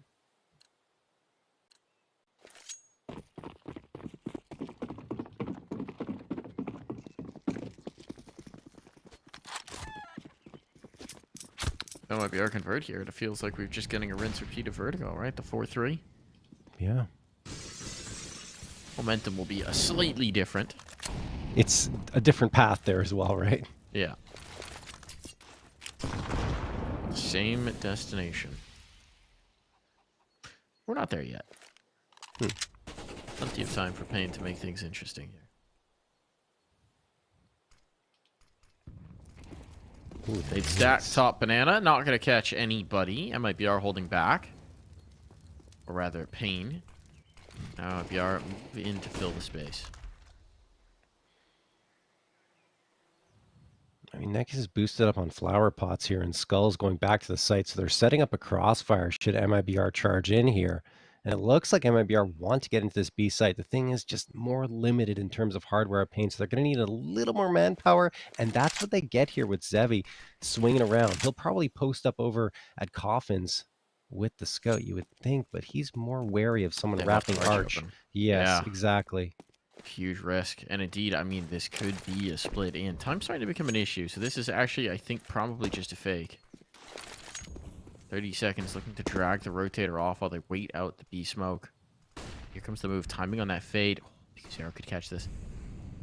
He's just missed it. He's just missed it. Might have even spotted it, but now the hit comes in. 20 seconds. They're not going to be able to wait for Turtle. They got to move now. And the bomb's dropped. This could be bad. This could be bad, but a big kill on the Firefly player. Bomb controls his position. No, but he still gets more. That helps. 7 seconds. Are they going to be able to get the bomb planted? Teammate's not here to help. Oh, they get it down just barely. And now Turtle might be able to seal the round. And indeed, he will. I mean, say what you will about the positioning, about his ability to help, but when it mattered most, he delivered.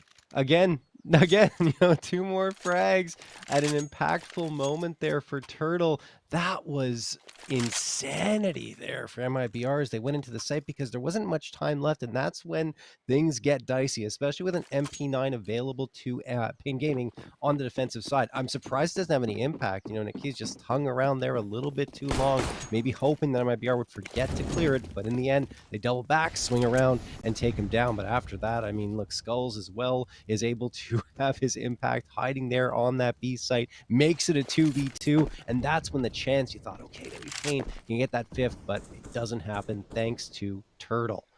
Insani, whoa, that's not the place he wants to go here towards a bracket, because everyone's here, and he'll probably die. His name, he's got one, and he's infected. Gun given over, so that's something found nicely here for Pain, but MIBR should realize that that was the full stack. They're still a little timid about this, but Insani saw a lot. They're going to gain this ground. There's a Voltron of a boost disassembled. And coming back into it, Turtle spotted. Don't want to get caught to be the next one to feed them a weapon. I'm surprised Pain bought that and rotate back to A. Maybe they just want to save the AK. And I think they realized, but yeah, the retake was a nightmare. They're like, maybe we can isolate this lurk. Maybe we can get 2 AKs out of this round. I think that was a willful decision. Yeah.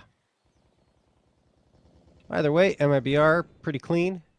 They lose Insani, but they get the information, and even still are cautious going into B because you never know. I mean, he saw 3 players, I believe it was, maybe a 4th. Yeah. But you don't know where that 5th is, and yeah, so you have to be careful.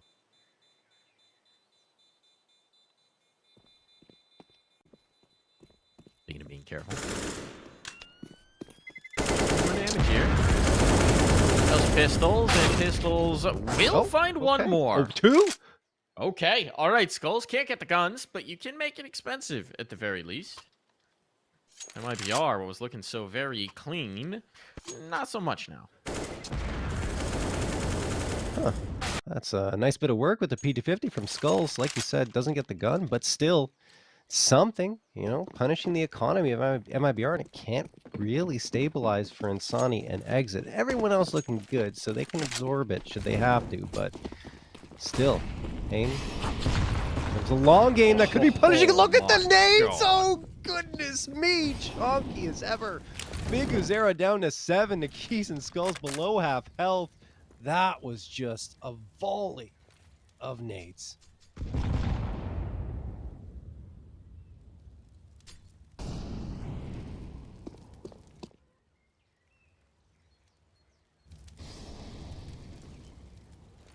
Surprised they don't get a kill off that. Like, that's Big Uzera kind of lucky to be alive. Unfortunate indeed.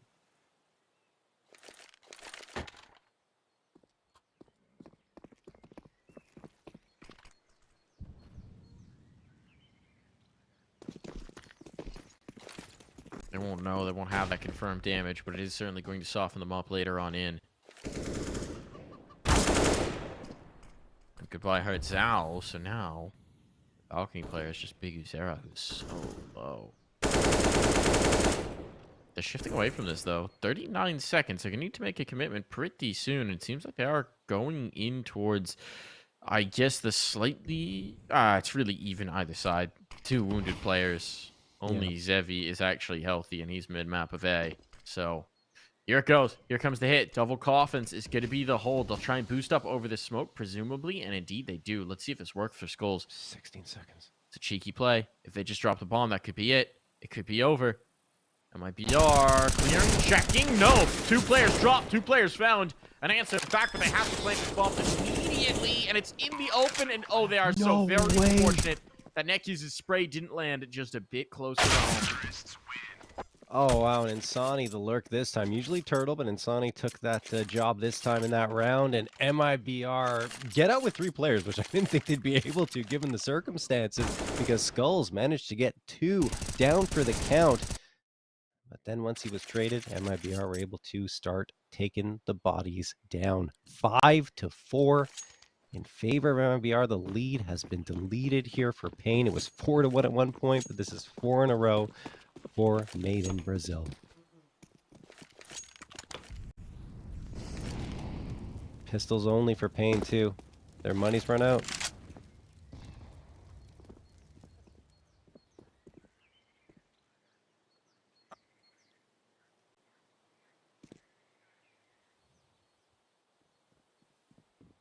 I feel like MIBR want to change the pace here and go for a quick one. Well, we're 35 seconds into the round, so it can still be a relatively quick one. Maybe. But no longer blistering. Up against the Pistols, they do seem to be willing to take their time. We've seen plenty of times before. Stacks further back, though, for Pain. This is going to be really interesting on Turtle.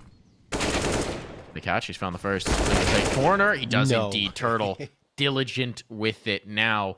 Even though this was the stack, they've just dismantled enough of it that it may not much matter.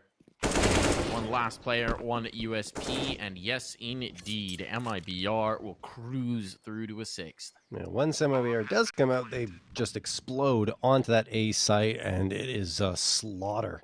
Skull's the last one standing, and the only reason he's alive is because he wasn't at that A site. He was all the way over at B, and he has now tucked into a corner. He's got a deagle, a smoke, some body armor.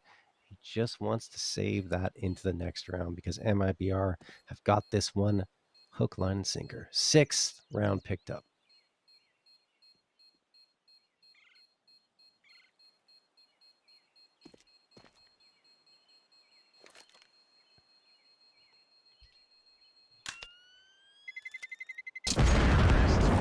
Not trending well for Pain, of course. We're already down 1-0 after losing their map pick. And MIBR, well, we talked about it before, but just to put a little bit more of an exclamation point onto how good Inferno is for them. 13 wins, Mike, over the last 3 months. Only 2 losses, plus 50 round differential as well. Pretty astounding, that. Yeah. Pretty astounding.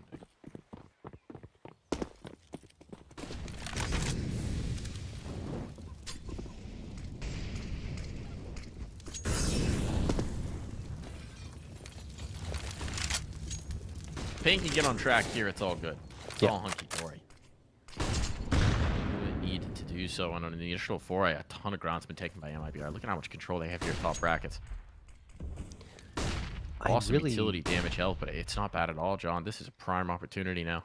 Yeah, I really love the way MIBR is deploying their nades, right? They tend to just stack them in one direction. That time it was for Pit, and Hardzao was just clinging onto life. And before we saw how well it worked towards top of Banana, where they took out so much health from the Pain Gaming players. Going back to that Banana hit, speaking of which, this time without the nades, but still enough util to get into the site should they want to. They are in. Spamming the smoke. Not connecting on anything, and MIBR with 52 seconds left say, you know what, we made enough noise, maybe we'll keep a couple of players here, and we'll go back to A.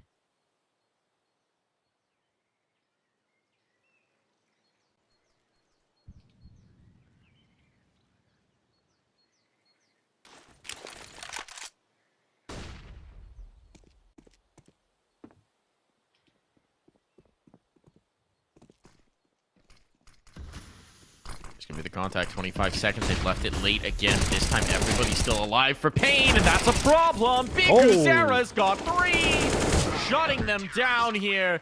And from the pit, the last kill found. That's a phenomenal hold for Big Guzera and for Pain. That's just Big Guzera again, carrying his team to victory in that round. It's also a very smart adjustment, right? Pain invited them into brackets, didn't give them a fight there at all, shifted back in towards the site, and without the information to guide them, MIBR are executing with nothing gained in terms of kills. Yeah, and also let's not forget Turtle and Mr. and Flash. The timing was off, and both his players were blinded by him, not by Pain, so that was a problem.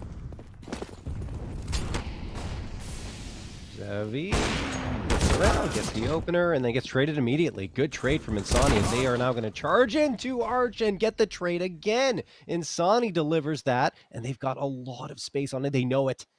They're waiting for rotations to come through, and now Insani's just waiting inside of Library. He could deliver a third even here. Hardzao spotted out on the site. Turtle confirming that information. Nade sails in. It doesn't even need to do any damage because Turtle finishes the job with the AK, and now Painter on the outside. Look at it. They're gonna have to save this. They're gonna have to save this. You just can't risk it into this round. Can't lose the war to try and claw back one lost battle. Still setting up Utah like they're going for a zigzag. But Molotov didn't even actually go deep enough. Eaves of the roof just enough, and well, they're backed off. Yeah. They are out of here. You have to. Retrieved. At least that lives into the next round.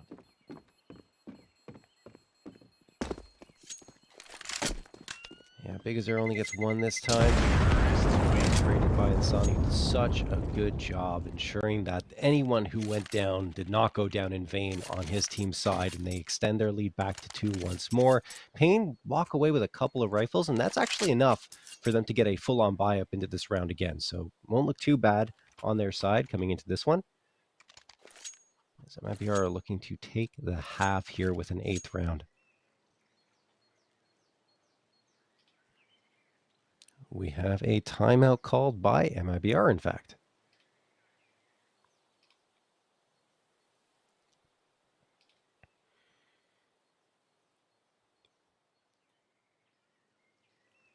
One thing to note for the MIBR side is that Henny has not really run the op at all here on their T side, which is pretty typical of them. But once he gets a CT side, he is hungry for frags, and he typically performs very well on the defensive end. Tough customer. Mm-hmm. He led the board over on Vertigo. Yep. Map where he's got a spot named after him. It's looking good. Certainly in terms of the way MIBR is supposed to be functioning. It's also just, a high level across the board right now, so can't complain if you're an MIBR fan. Pain Gaming, though, again, could use a pop-off. One of the young guns.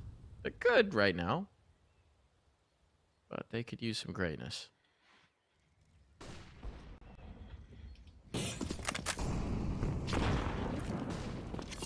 Ability to harass now. Counter util been dumped. They actually don't have much remaining. Skulls calling for a flashbang from his teammate to set him up for this peak, and he's got the space, but it's cost them so much of what they have available, and they're panicking. I think they got spotted, those 2 players on top of a rooftop at Porch. Flashbang, they're going to be cleared out. Hardzao down. Nick is at least able to trade it back. They're going in towards B. Really? Yeah, this is interesting. Having dismantled so much of that stack over towards A, they're going for the B play, and Zevi hits the first shot. So now fall away.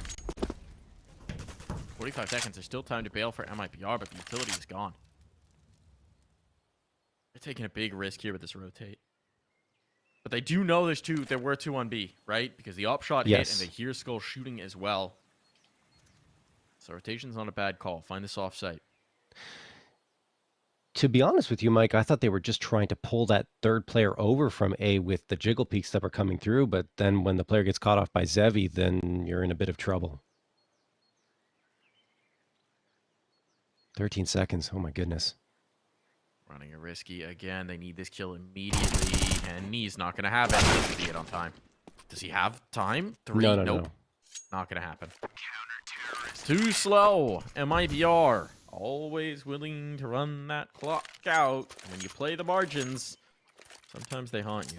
They were probably just expecting more of a rotation to go back to the A site. That's why they go to Banana and head to B, but it just didn't happen at all. Pain were waiting and had their feet planted on B, expecting it to come through. So good on them as they find themselves a 6th. Would have been better just to push forward, but I guess all those trades that happened really were the reason why MIBR didn't really want to fully commit to A. Buy-up's still good, though. Got the AKs across the board. Their money's good for pretty much the rest of the half, even if they should lose. Right here.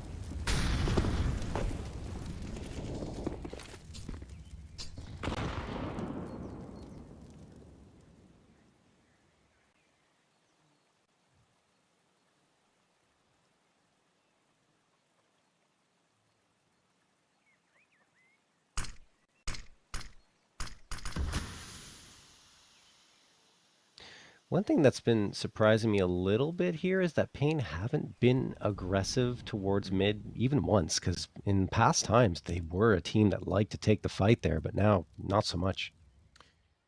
It's true. It's true. I almost feel like knowing that MIBR's tendencies for these late execs, they've been trying to hold off, force MIBR to make that move. Keep their, I mean, if you keep your nades up, right? If you drop that Molotov, right? We're trying to come in with 20 seconds to go. If you can hit that shot like Zevi does, here comes the explode. Molotov down, Turtle hesitates. Now the reinforcements are on. There's 2 players to watch cross. Skulls has got 1, Skulls has got 2, so that's what they're looking for. The util advantage when the hit actually does come through. Now exits in such a tough spot. And Sonny's found a bit of space. Oh, Heart's out. No, Heart's out. He gets caught. Now we've got a chance at a bomb plant. 20 seconds. They're going to have to run it. But there's time enough. And Sonny appears confident that this is, in fact, clear. There will be time to plant this bomb. Oh, no. I expected Sonny to be so far forward. Oh, he's behind him now. I'm sure he heard them. Here's both sets of footsteps.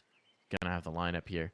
Sarah's actually watching this. Oh, the presence of mind to realize they didn't clear the library and then not getting contact to that point. That is a bit of a stroke of brilliance there. Great awareness, and he'll get the last kill as well. That brain, the gears are always turning, and Pain will equalize the scoreline as a result. I mean, you can credit Bigazera with 4 frags in that, because he had the flashbang, perfect one thrown for Skulls and sets him up for 2. And then he goes around, like you said, the presence of mind to clear out library, gets 1, and then the final frag on the site itself. Bigazera is leading the charge in every category, in entries, in flash assists, frags. He's doing it all right now for Pain, and is the reason why this scoreline is not more lopsided in favor of MIBR.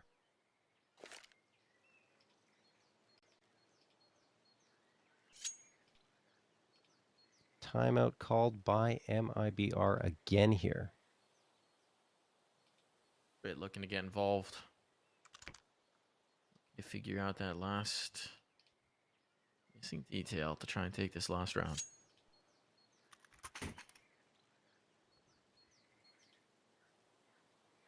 One thing's for sure, though, is that we're headed for another 8-7 half. Yeah, guaranteed. Imagine what Pain could do if they could win a pistol, man. Yeah, well, they won the pistol here, actually. They did it in this one, and there you go. They get 8 rounds. I was going to say earlier, they won the pistol, and it's this close. So many rounds from MIBR, it's actually surprising. Yeah. You're right. It's the subversion of my usual narrative. Yeah.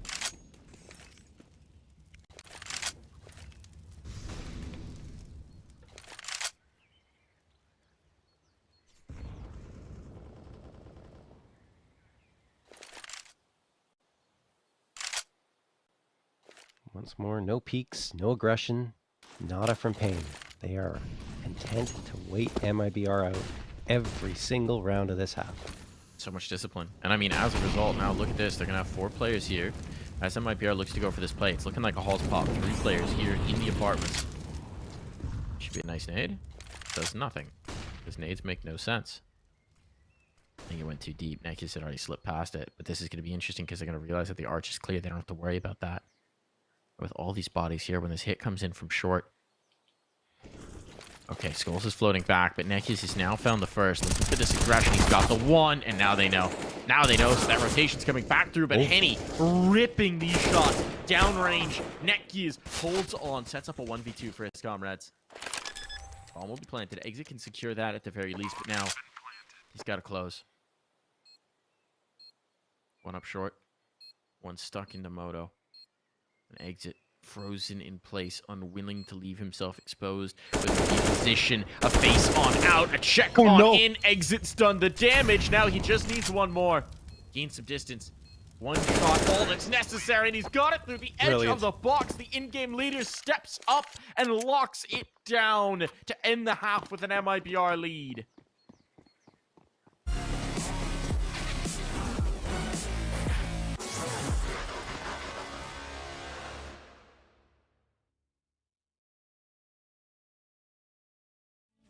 Where you made this decision, writing in tears and it's blurring your vision.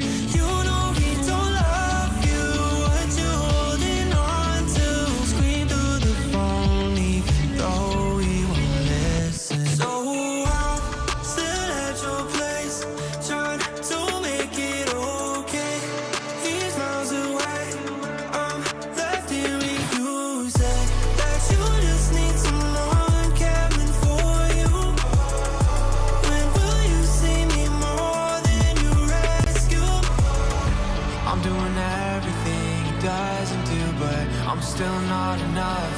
Even your parents know I'm good for you, but I'm still not enough. You wanna be done with him, you're stuck with him, 'cause you don't have the guts. And after all I've done, I'm still not enough. Still at your place, trying to make it okay. He's miles away, I'm left here with you. Say that you just need someone caring for you. When will you see me more than you rescue?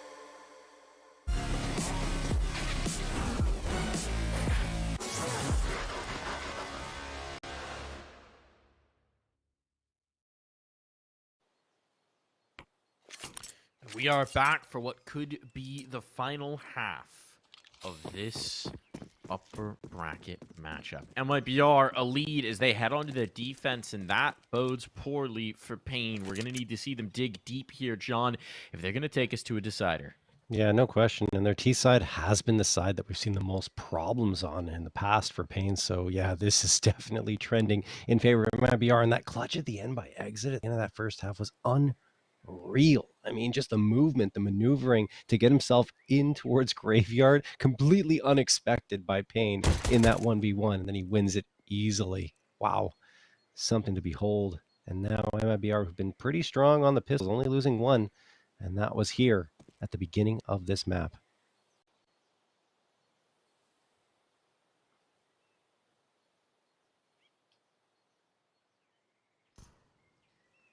There's an opener. It's the way they were looking for. Just Zed left as a lone sentinel here on Banana with the P250 left to be captain of this spot, but Exit, captain of MIBR, will put him down.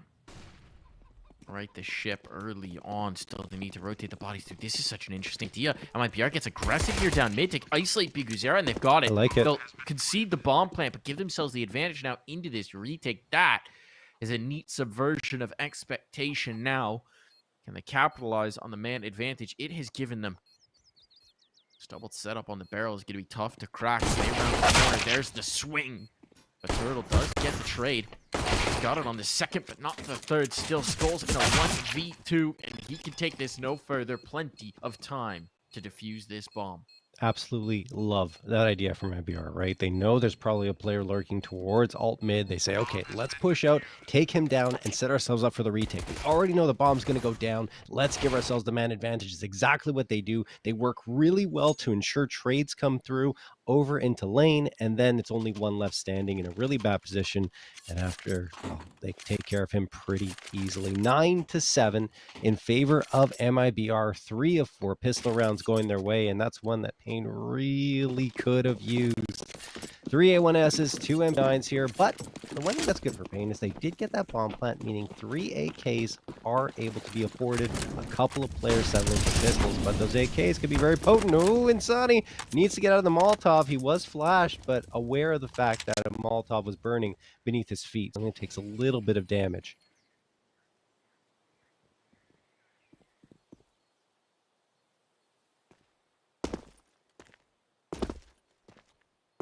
Was a 3-2 setup, but MIBR now putting most of the manpower here on the A site and letting BRN with the MP9 of all things anchor down the B site. He needs to stay up close to have the most impact here. I say up close, I mean to the half wall.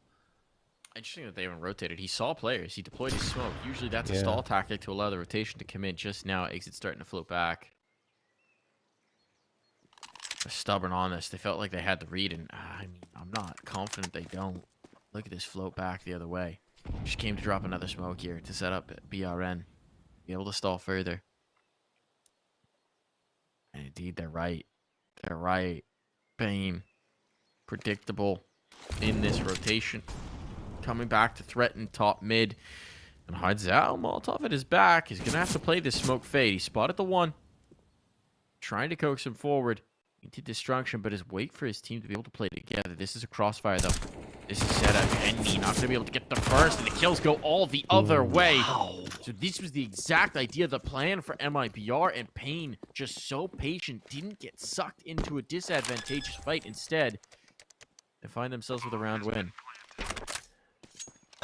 Wow, I'm surprised they don't lose a single body there. That was such a good setup for MIBR, but nothing comes out of it in Pain.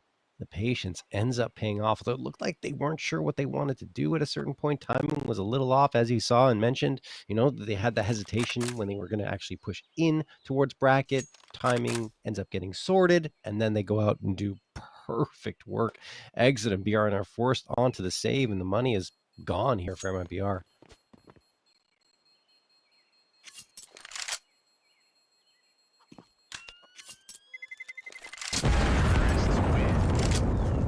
Chicken, the only casualty of the bomb. Rest in peace, Colonel Cluckers.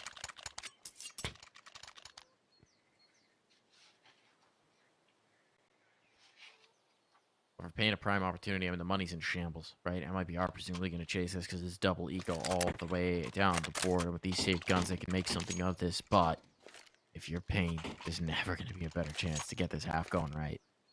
Yeah. Oof, it's still scary up against those pistols. MIBR always a threat. Same could be said for Pain when they're on their ecos. So no round is a gimme here for either side.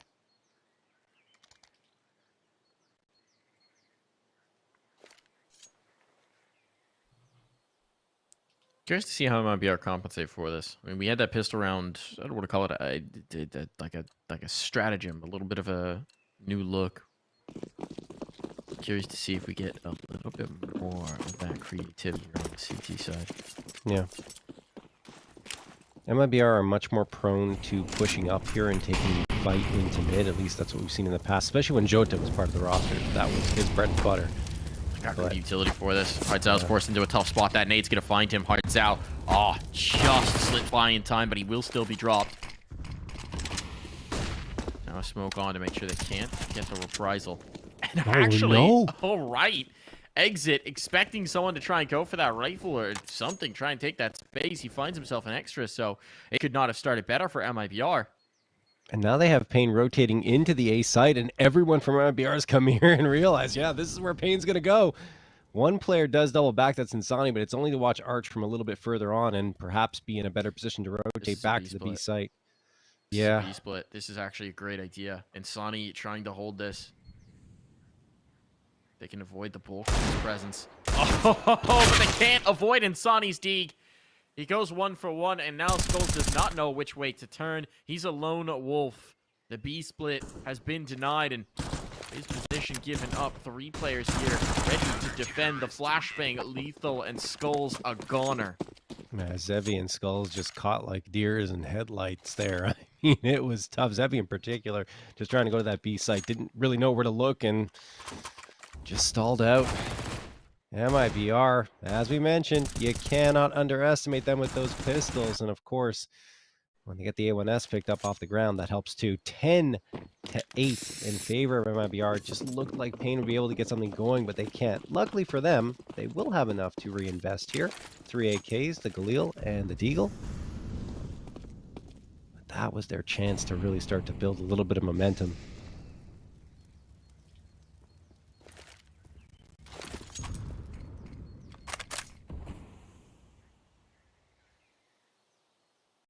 Sonny's just been so good, though. I mean, unreal. That nade a little too deep. Yeah. And Sonny's going to have no idea if he'd just short lob that. Could have been spicy. So what he's got here. Bit of a reposition. Just some damage down range. I don't know if they heard the dink. But Heavy is very softened up as a result of it. I think he did, but he's trying to bait them out into peeking that angle so that Henny can have a field day should they push out, but they haven't yet. And he's going to give it up, too.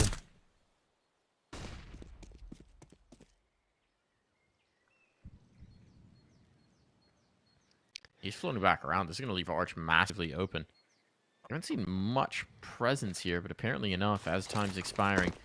Big who's selling this by just dumping the util. Gonna keep 3 bodies here, and here comes the execution. It's still tough to execute. Side of the map. Sorry, John, what were you saying? It's still a tough execute onto A with this crossfire. And time dwindling. Indeed. Here it comes. Here it comes. Here's the move. Turtle has got the 1 to second as well. Dancing around this pillar. He shuts it down. Turtle will snatch all 4. Time is done. Big Uzera just wants to deny him the ace at this point in time. It's a complete catastrophe, a non-starter for Pain.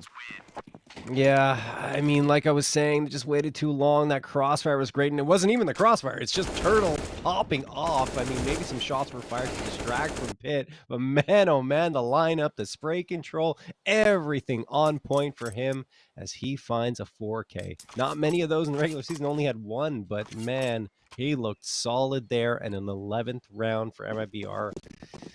Finally, the money's run for Pain, but they do want to go for the hero Galil. Everyone else on Glocks and nothing else available to them. Maybe tough, but they do get the opening frag. What? Here's Gun that down, mid-aggression and you a were talking second. about. Here's that mid-aggression you were talking Yeah. about. Maybe not the right moment for it. BRN brings back one. But this could be a catastrophe. I mean, these are now 2 guns picked up where they had nothing. MIBR trying to put on the gas in the wrong moment, and PRN's now low. And he's evened up the numbers. But this should have been a slam dunk. It's anything but. There's the slam dunk coming in. Exit, continuing to add to his lofty scoreline. Watch out what you got for us. He's got one, but no more. A recovery here for MIBR. Yeah, they just wanted some extended air time before slamming the dunk down, right? Something like that. They thought, you know, our fans are getting too comfortable. We can shake them up in the chat.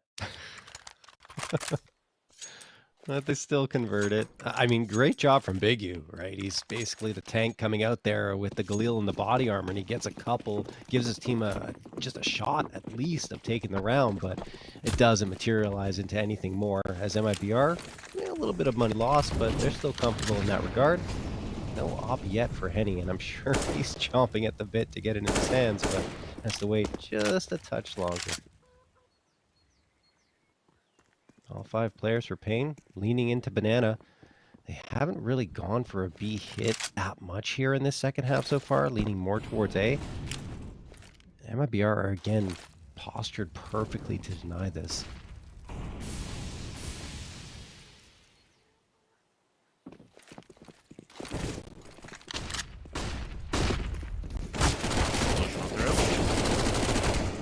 Coming in, exit, shutting this down, but he's finally been checked. A 2v2 set up here, but the bomb needs to be planted, and look at the length. Look at how fast he's on. No hearts. That was ready for it. Ready for Turtle. Now leaves it to Insani. A 1v2 clutch. On deck. His position not known. So the element of surprise perhaps in his favor, and if he gets any inkling that Big Guzera is here, he's got a Molotov for the position. Molly for the angle. The pool he goes. Is he just gonna stick? That would be bold. I like the idea. But he wanted the fight. He wanted to isolate it. Even gets that, the headshot as well, but not the kill. Love the idea. You know, throw the smoke down, fake the defusal, hope that you can catch player rotating from Banana or swinging from Banana off guard, and it just doesn't happen. Like you said, he gets the headshot, but not the final blow. And that is the difference maker there. So Pain, surprisingly, I was a little shocked that they didn't really lose more players in that initial fight at the top of Banana, because all 3 were grouped up there and the flashbangs were sailing in their face, utility everywhere, and they're the ones who prevail. Zevi actually gets the opener as well here on an Insani that's trying to push up aggressively. So you're right, Mike. Like I was saying earlier, they're trying to go for that aggression mid, but Pain are just waiting for it and punishing them 2 rounds in a row.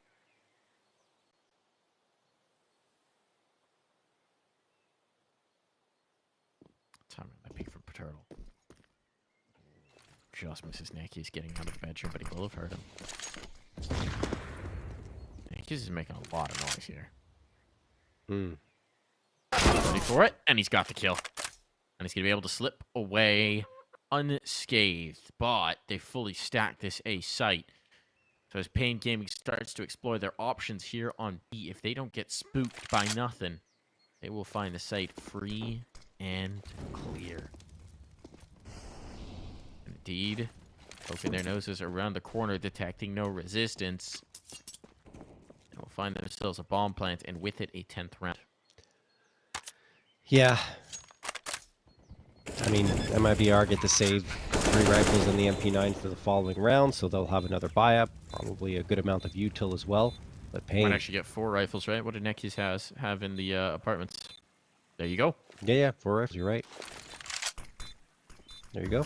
So MIBR, although they do surrender a 10th round to Pain, ensure that, look, if Pain go to A, we have 4 players here. If they don't, same story as we were talking about earlier, 4 rifles saved over.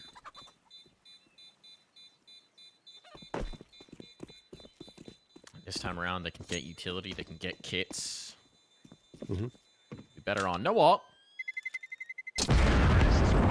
Been hard to come by for poor Henny. Yeah, I know. I mean, oof. He's good with the rifle, but better with the op, of course. We can't all have what we want, it seems. Unfortunately for Henny, that is the case.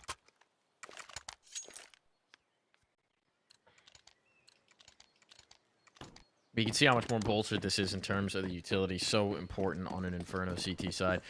They'll shift 3 players over for the banana fight early on, which means they're going to dump some util and try and contest this. Because Era's trying to bring the fight to them.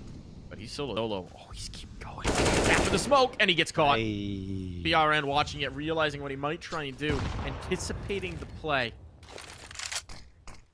And now holding on to this space as well. Exit thought about rotating, and he may wind up committing to that. Trying to play the smoke fade, and Sonny will have his hands full in a moment as they come around the corner, and he won't have them full for long because they are deleted. Pressure on for these A-site defenders. That was a ripper of a shot coming through. And they're looking to do it again. Tough spot. Pit player gone, and a turtle up the creek. Any damage is good damage, but I don't know if it's enough to coax MIBR into a retake here. No.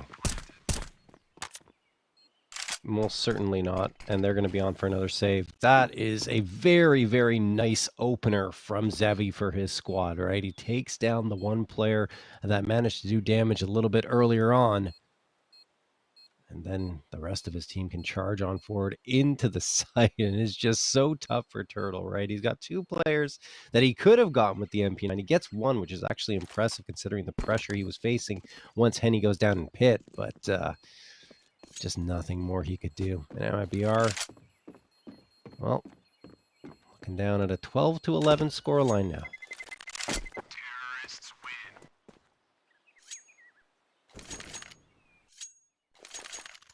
Have enough for a half buy, so they'll make it interesting. And certainly will still be effective with those pistols.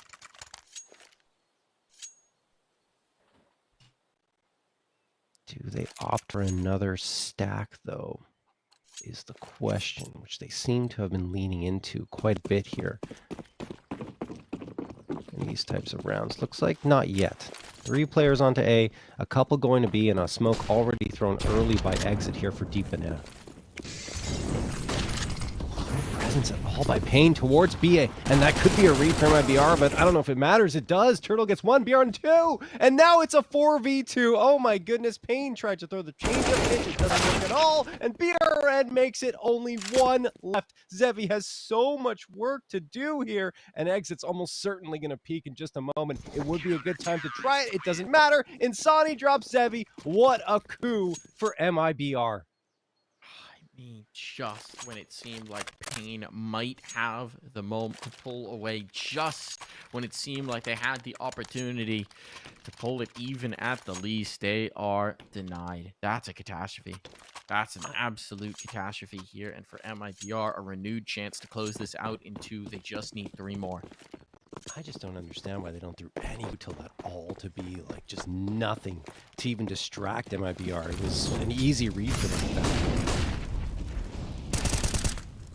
Nice early kill. Hearts out, trying to get aggressive through the Molotovs, through the flames. Will be bested by BRN once again. This has started to become a bit of a trend. Yeah. And one that's working very well for Pain. Zevi down as well. And that's full banana control as well. If they want to re-clear this, it's going to be costly. It's going to take time. It's going to take effort. It's going to carry risk. And so BRN left here alone with the smoke just to drop it if they come his way and stall. Now MIBR is able to stack the numbers here in defensive A. Pain at least do have the right read that this is something that MIBR like to do when they're up in numbers. I just don't know how well they're going to be able to punish the setup. The reason it works so dang well. How's BRN not spotted yet? Now he has. Now he has. Ooh. He's gonna get Panic! Panic! Panic! Smoke not working out so well. He's done some damage. That's not how that was supposed to go. There he is. Skulls up top on the oranges. Here's the flashbang. Skulls. Does he eat that? No.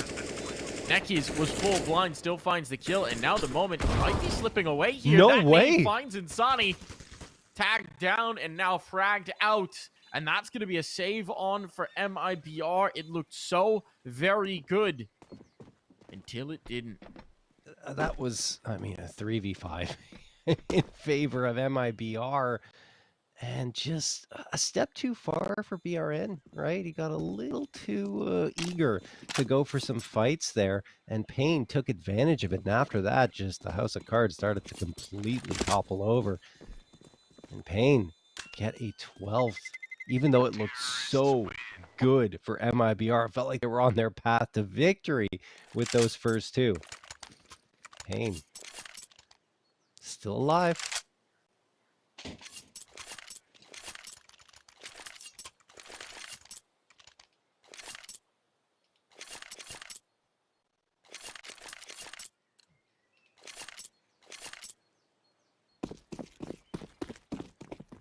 Still fighting. Now we've got the off out for Henny. Right, the difference maker for him. A little bit of a change up from what they've been able to field, and this is the moment.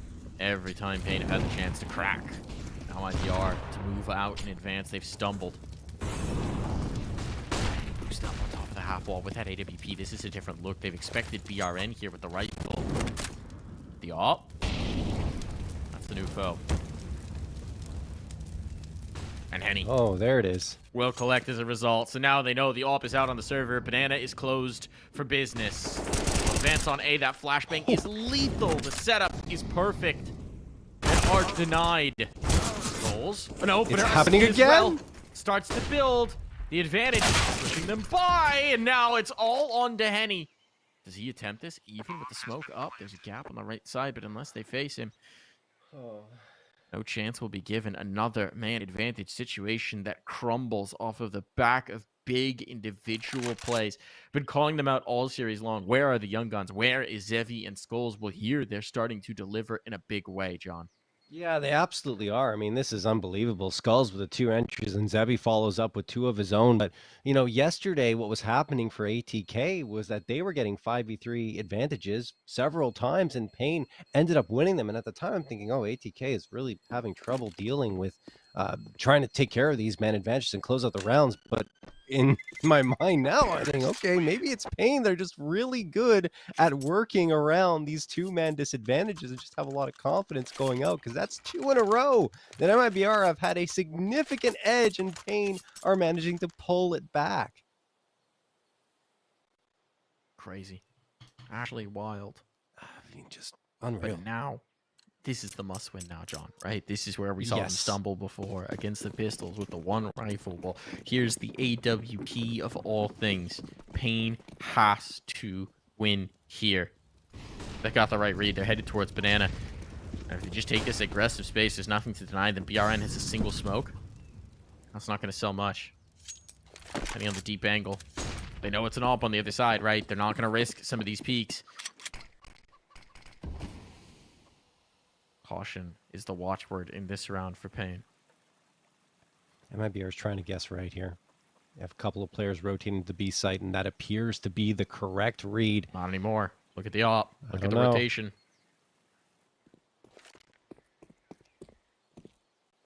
Could smoke it off, but Henry's getting on the angle. There's the check. There's the face. With just an elbow shot, but he gets it on the second. Recovery.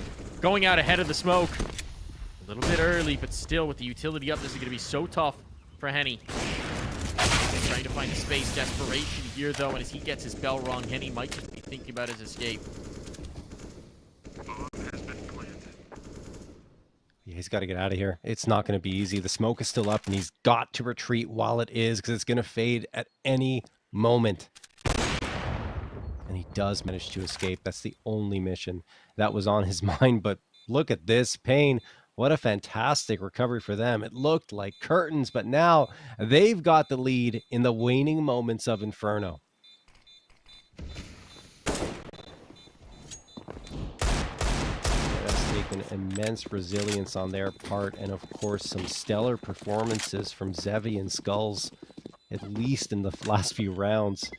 They've done it, gotten to 14, give themselves a chance, at least some sort of path into map number 3. But still, 2 more rounds, and those can sometimes be the toughest to get. They can indeed. You'll have a fully reinforced MIBR. The op living through, they go for the double op here. This is interesting. BRN picking up the secondary full utility around this. I don't mind it because it allows them to go back to the solo BRN hold on Banana and still have that op threat here. He's more than capable as a secondary opper. Surprised they don't shift the third player over early to set up the util for this fight. Guzera looking to challenge. Denied by a Molotov. Certainly not going to feel comfortable enough to go for this half wall setup yet. Nice nade. And meanwhile, really enjoying that wall. He plays anti-flash.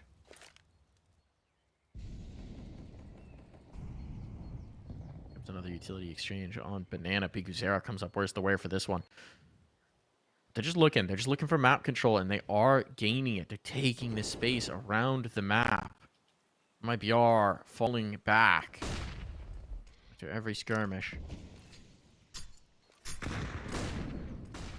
Comes Henny trying to avoid these flashbangs. Wants to be clear-eyed on the angle. Pushing back through. This is risky.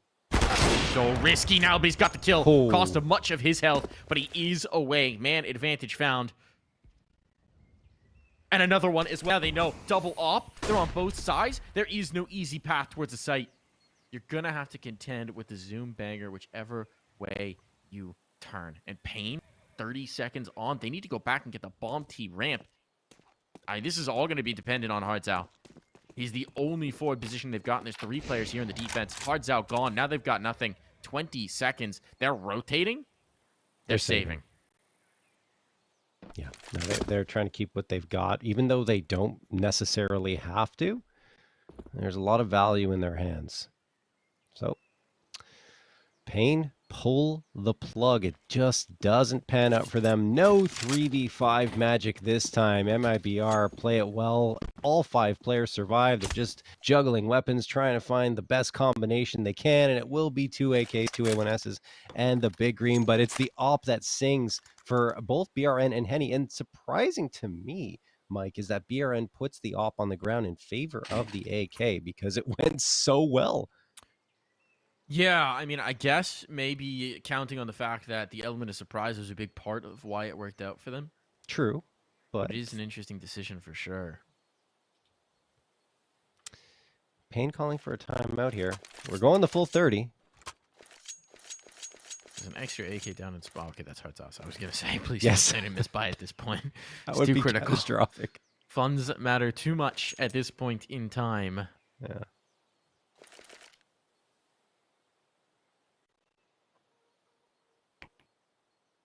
Spare utility being dumped in here. Gathering up their smokes. And here we go. Round 29 could determine the fate of this series. Are we getting a third? Or does it all end here? Inferno. Looks like it could end here. MIBR. They've got Henny activated. He's feeling comfortable with the op, but not comfortable enough. Zevi gets the opener. That is a big one. The space is there for them to hit A. And now MIBR going to rotate off of B. Oh my goodness, it's happening again. They're gambling toward the A site. Not fully yet. Maybe they'll realize they should double back as they're slowly but surely creeping their way. The problem back is to A. They recognize that losing that player means that the arch wrap was opened up. So they could not trust the B hold. These 2 players come back off just to try and clear it. And they're doing so, but they're seeing nothing. They could have sent only 1, though. They need to send 2. Possibly. They wanted to play together, and well, they've misjudged it. The bomb's going to go down. This is almost certainly going to be a save. MIBR going to be stuck playing for overtime. They're just completely caught out here as this bomb is planted. Nothing they can do. I mean, they had money, loss bonus coming through, exit with 2K, Henny with 2.6, and BRM with 3.9. They didn't have to go for this type of play. They could have left a couple of players on towards B, or at least one, right, to challenge a little bit while Payne were charging up. But yeah, it's just a misread from MIBR. And then once they lost that first player, right, it's curtains. Zevi gets a great opener. Curtains indeed. Dry peak punish. And now for Payne. 1 round away from Anubis. Fun if we get there. Would be indeed. Another player who won't make it through. And it's Sonny, but enough to reinvest. Here's where it all gets bad. MIBR, what do you have to show us? That last round never even really gets off to a start for MIBR. As soon as they lose Henny, it collapses. But here's the moment. Nades down mid. Decent damage. Something to show for it. Well, then Henny's got his opener. All right, that was in towards the hall. Skull's trying to take that space. Now he's down for the count. Been a big piece of this renaissance. And now another one falters. Uh-oh. Starting to unravel here for Payne. Struggling to close. The opportunity was here, but now it is shrunk to just a tiny sliver of a chance. They'll risk banana. They'll come up this way. They've got lots of utility still on these remaining 2 players, but they want to go contact because they know they need the kills. In this double setup, this could be punishing. A dead man. The bomb drop committed. The spray good, and we're going for more rounds. We're going to overtime.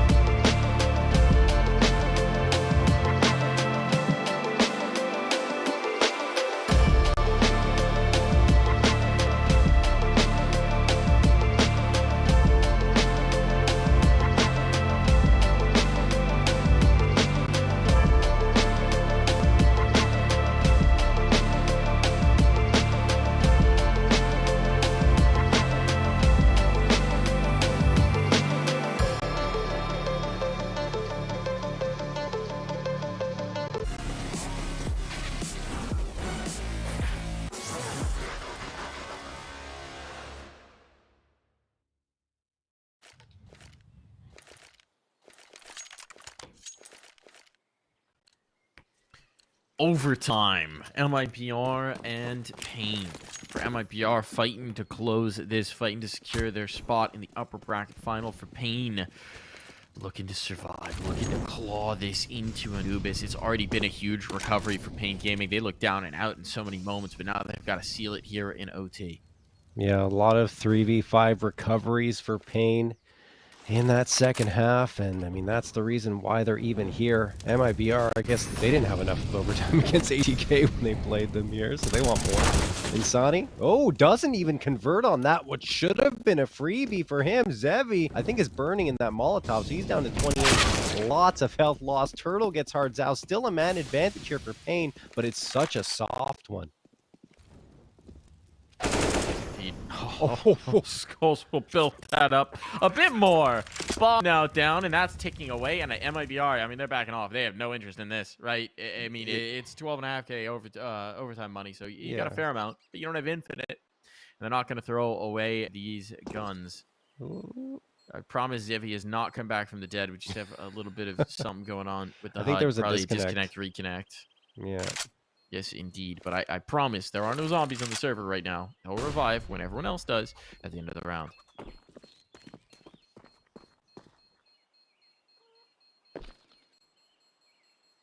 Wow. I mean, that is just a bitter pill to swallow for MIBR, right? Because you do so much damage there. And yeah, there's a bit at the end. It doesn't matter, though, because it's overtime.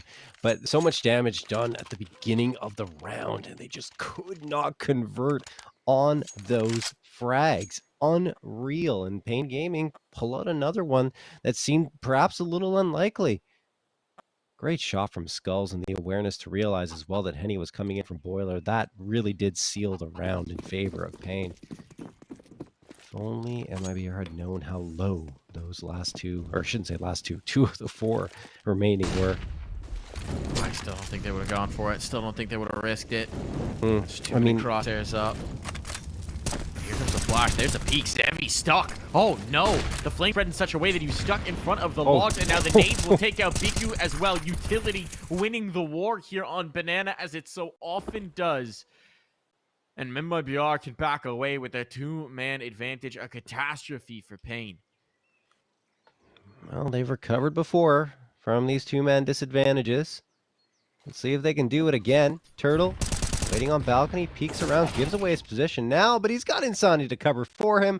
And yeah, I think that should pretty much do it for Pain. We'll see if they're able to fight on through here, but it's a 3v2 just on this A site, not to mention the other 2 players waiting on B who can rotate and come in on the flank.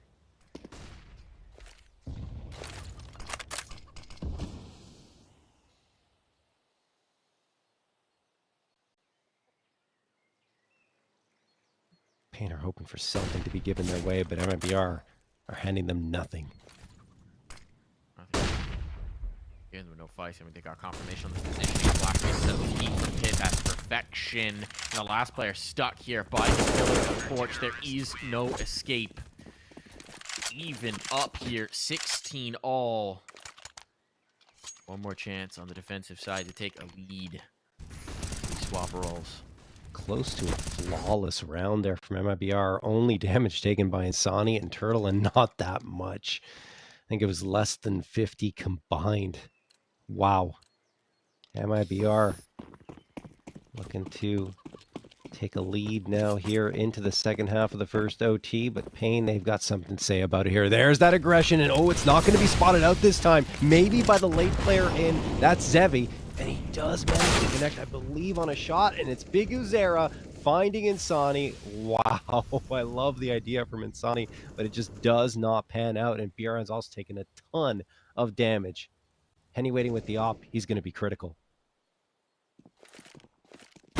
No. No. Timing on it, call with utility in hand, but the reinforcements are here. What? BRN shuts this down, and Turtle snatches 2. He's traded, though. Taken out of play, and BRN is so oh, and the gap in the smoke. Big Uzera was just watching for those toes. Exit is in another world all the way across the map here, so the rotation, it will be long. Time will be a problem here, but the one advantage maybe is that he's got enough time for that Molotov to extinguish. Got another disconnect, reconnect potentially happening here. So I'm wondering if there are some sort of technical issues happening for MIBR. Won't worry about it in this moment. Yeah. His exit. Chance here. He's gone right past. I had no idea because he just watched him drop the Molotov, but he must have thought he was back sight. And as it is, advantage for Pain. Yeah, exit, not much of a chance to really do anything there. He slips through, doesn't clear his angles though, or corners. And Pain do get the advantage heading into the second half here of this first overtime. Looks like everyone's back in the server. We'll have to look into maybe if there are some sort of issues going on, but it doesn't really matter because it seems like everyone is good to go. Doesn't seem to be. I mean, we haven't seen any moments that seem representative of an issue going on here, so it may just be. This is a secret here, folks, but players are weirdly superstitious at times and also incredibly sensitive to perceived issues, even if there aren't. I'm not saying there aren't. I'm just saying I know a lot of players who, if they're not on a good run, if they've been cold, they might disconnect, reconnect, because it's got to be the server's problem. It's got to be the connection's problem, not theirs. The players, you know, they can be a finicky lot. They can. Pain, though, 2 rounds away from going to map number 3, which seemed like an unlikely proposition at one point in time. But they've managed to at least give themselves the best chance of ending this in the first OT. MIBR coming out. Henny this time running the op on their T side, I guess, with that 12.5k start money. He decides, well, I'm comfortable enough to try and make things work, and he was firing off quite effectively in regulation anyway with the big green. Zevi will be on the other side, and he's certainly had a resurgence, especially in that second half. He looks great, recovering from what was a very tough vertigo. And now you're seeing MIBR set up a lot of presence at the bottom of Banana. The lurk is Turtle, as it has been on their T side. He's going to be going around Boiler. Now he backs off into mid. That nade. That nade is a thing of beauty. That's a 90 damage nade. Ooh, not quite. Not quite. That's a almost 70 damage nade. I did math wrong. 76 damage nade even. But as it is, still a very punishing one. Please tell me I got it right on the second. I think you were right the first. No, I definitely was. No, you were closer the first time. I think I don't think know. I was either. Anyway, they're in towards the site. Neither of us can do math, but Insani can do headshots. And with that, I mean, this already looks like it might be the equalizer. Utility down, but they haven't found a kill. Pain Gaming with Hard Zao still wicked out of position. They're backing away. They're giving this off. So it's going to be 17 all here. I can count to that at least.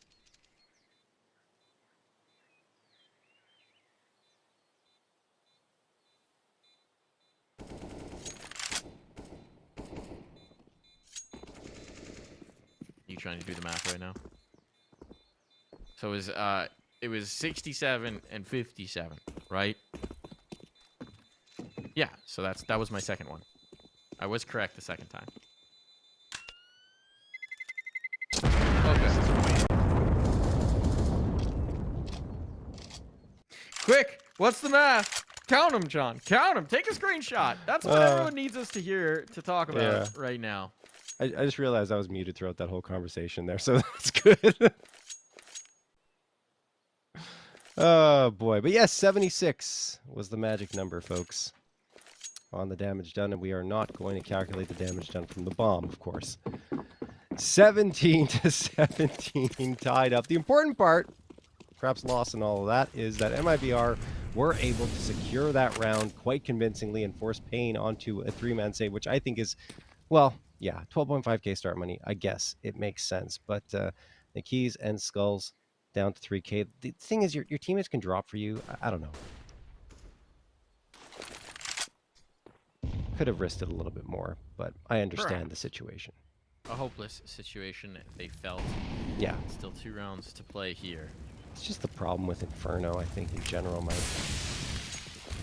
We're not the only one who thinks thusly. Pressure on for Pain. Neki has since hurtling back towards the site. Utility pretty depleted for these defenders. Skull still has a Molotov and he's deployed a smoke. Might just load up as well. That might be alright, committing. Got this player top. Now they'll leave BRN alone. Float back over, and Pain haven't quite taken the bait on the rotation. MIBR back to their old ways here, John. Letting as much time drip off the clock as they do, please. Mm-hmm. And this is, with every second that goes by, favoring Pain more and more and more. And that More helps. now. Kill coming in. That takes out the lurk. That takes out the options. It's all about this hit. The pit player going to be strong, and there's just been nothing to take it out. Molotov's way too late. So all that time you wait, and you still don't have the utility on, and now it's left to Henny to try and clutch. He'll get the first. Allows him the bomb plant at the very least. A 1v2. This is winnable. If he could get into the pit, that would be huge. But he's going to hear the footstep from Skulls. He's got the read as well. No idea where the last is coming from, but plenty of time to reposition. Henny wary.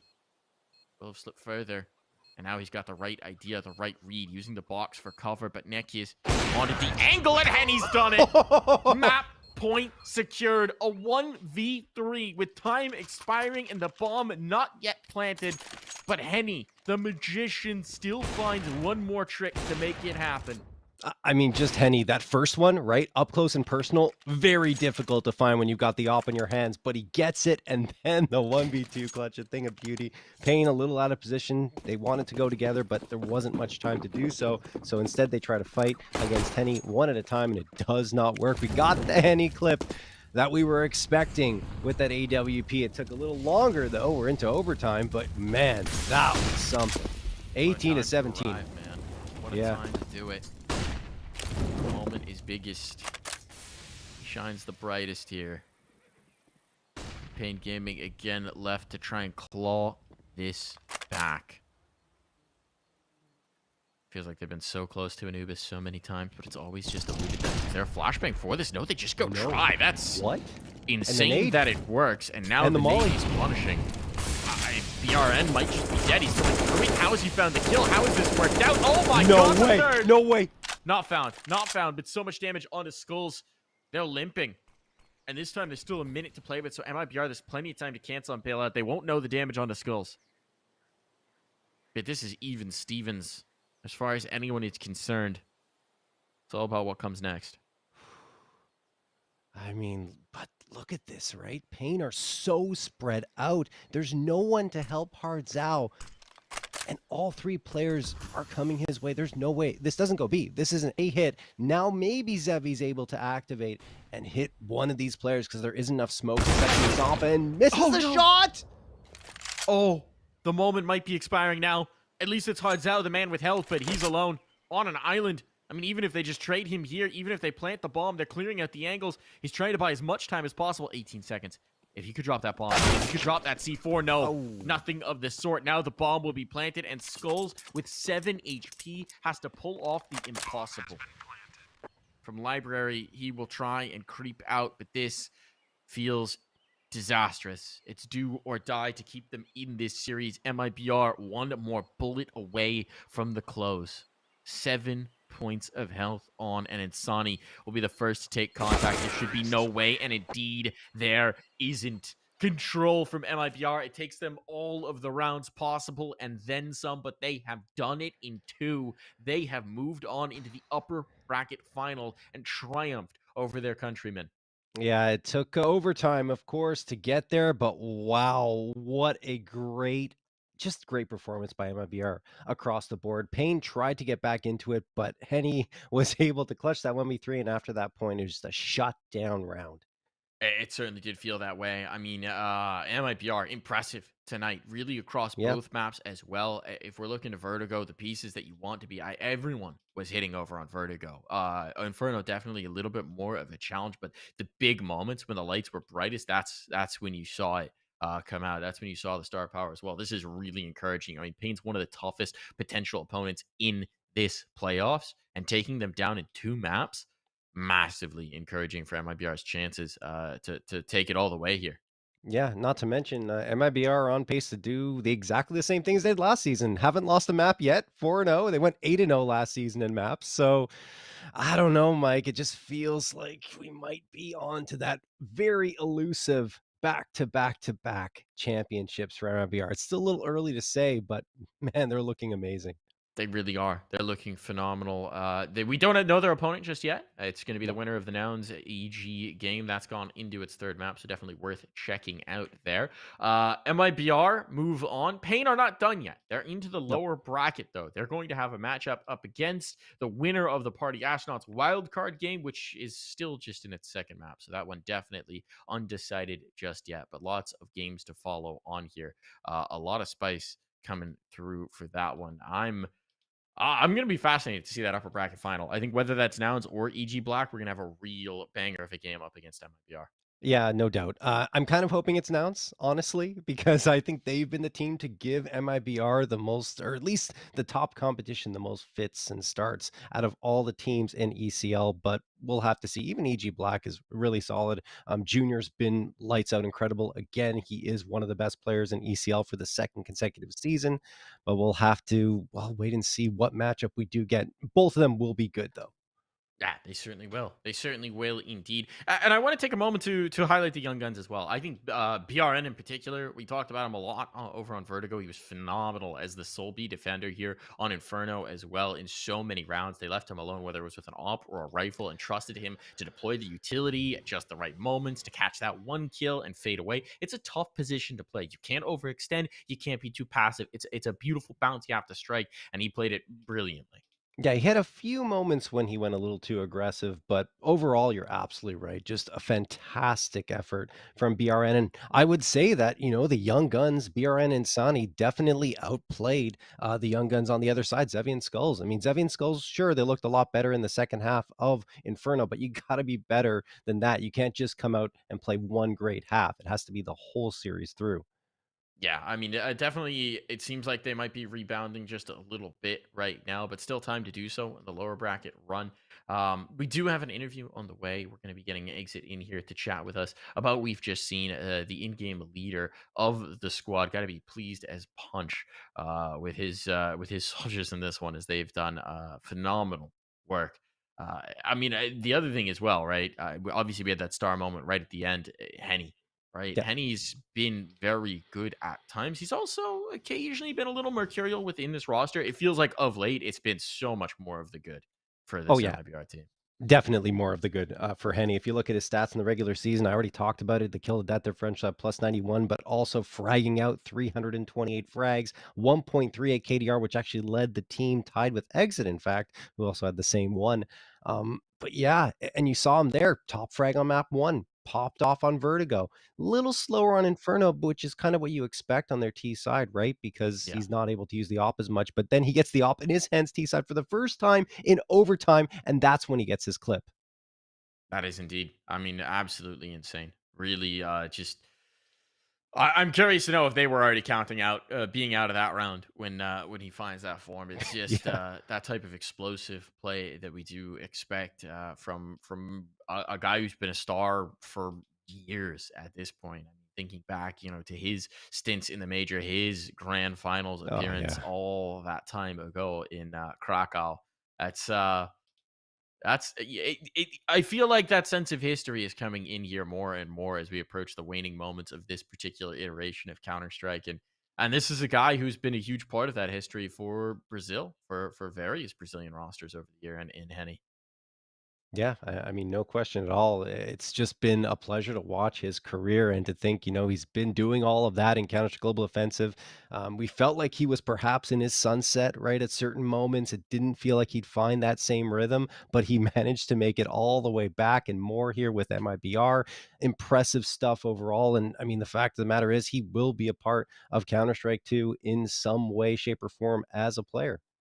It feels that way, certainly, unless he decides to walk away. The skill is still there, the flash is still there, and especially with some of the new smoke shenanigans, I'm expecting that flashy play to really have some opportunities to shine through. Mm. But we're seeing it here in this playoffs right now. An MIBR team that is just so very lethal. Really, no one wants to play them on any map in the pool. And it continues to innovate as well, right? I mean, going all the way back to that pistol round where they go for that double push to isolate the one fight. It's just little moments like this, little wrinkles. There's a ton of Yeah. familiarity between these two squads, between MIPR and Pain, and so continuing to innovate, continuing to find ways to punish what they like to do.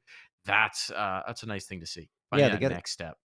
And they get a chance to play Payne a lot, not only in officials, but in scrims and things like that. So they know some of their tendencies, and you see them starting to punish them. You talked about their map pool as well. I mean, yeah, they're one of the few teams, in fact, probably the only team in ECL that has a positive round differential of 10 or more on every single map they play. It's a scary prospect to go against them. And once more, they remain the favorites to take it all.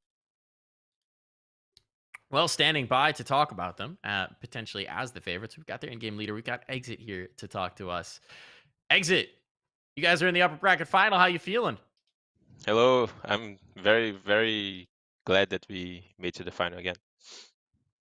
That Inferno game, a little bit of a nail biter towards the end, man. I mean, once it hits overtime, right? A couple of those moments, that Henny 1v3. Were you counting yourselves out? How many? How? I mean, what's the feeling as you hit OT? What's the thought in the camp? Man, I was telling my teammates in the middle of the game that we were like getting the first kills and losing in the end of the round. Like we lose, I think, 2-5-3, and I was telling them that we were doing bad the setups in the end of the round, and going to the T side and on overtime, we just talked what we made good, that worked, and we tried to do it again, and it was good. Yeah, I mean, you guys looking strong again, despite a little bit of shakiness on Inferno towards the end. You're flawless in the playoffs for the second consecutive season, going into that upper bracket final, and you guys have the chance to make history, right? You could be the first team in ECL to ever go back to back to back in terms of championships. How does that make you feel? We want this so bad. We want to prove everyone that we are the best team in the North America right now. Besides, of course, the Taiwan teams that's not here, and it's very important tournament for us because it's the last one before the player break, Yeah. and we wanna be the first team to win third in a row. I want to ask about your young guns, because I feel like every time I see the matchup between you and Payne, that's one of the big thoughts on my mind. Is like that next generation of Brazilian players, where you have Insani and Breno, and they have Skulls and Zevi. These very young players starting to mature into their own. They had phenomenal performances tonight, but I mean, thinking about the future, right? The new game coming in, heading towards the end of another season, like what does that next generation mean to you? What do those players in your roster mean to you? They're very good players already, but I know they can improve a lot. Insani and BRN, they are doing very good, but I know that they can be in the Taiwan, of course, in the future. I want to be there with them. I'm trying to help them every day, and they are very good, man. I'm very happy to play with them. They are very explosive guys. Their aim is unbelievable. You could see in the match, out of nowhere, BRN or Insane, they pull up like 3 headshots and we win the rounds. I don't even need to call anything, so it's very good to play with them, and I'm very happy. Has that been like one of the developments of becoming an in-game leader, right? Because I mean, you've been doing it for it's still so fresh, right? 6 months, something along those lines, where you've actually been in the calling role. Have you enjoyed sort of the mentorship that comes along with that, with your younger teammates, especially? Yes, I'm enjoying it a lot. I'm very happy because I have good teammates to improve. They know that I need to improve a lot of things, and they understand that, and they help me every day. They help me a lot in inside the game and outside the game.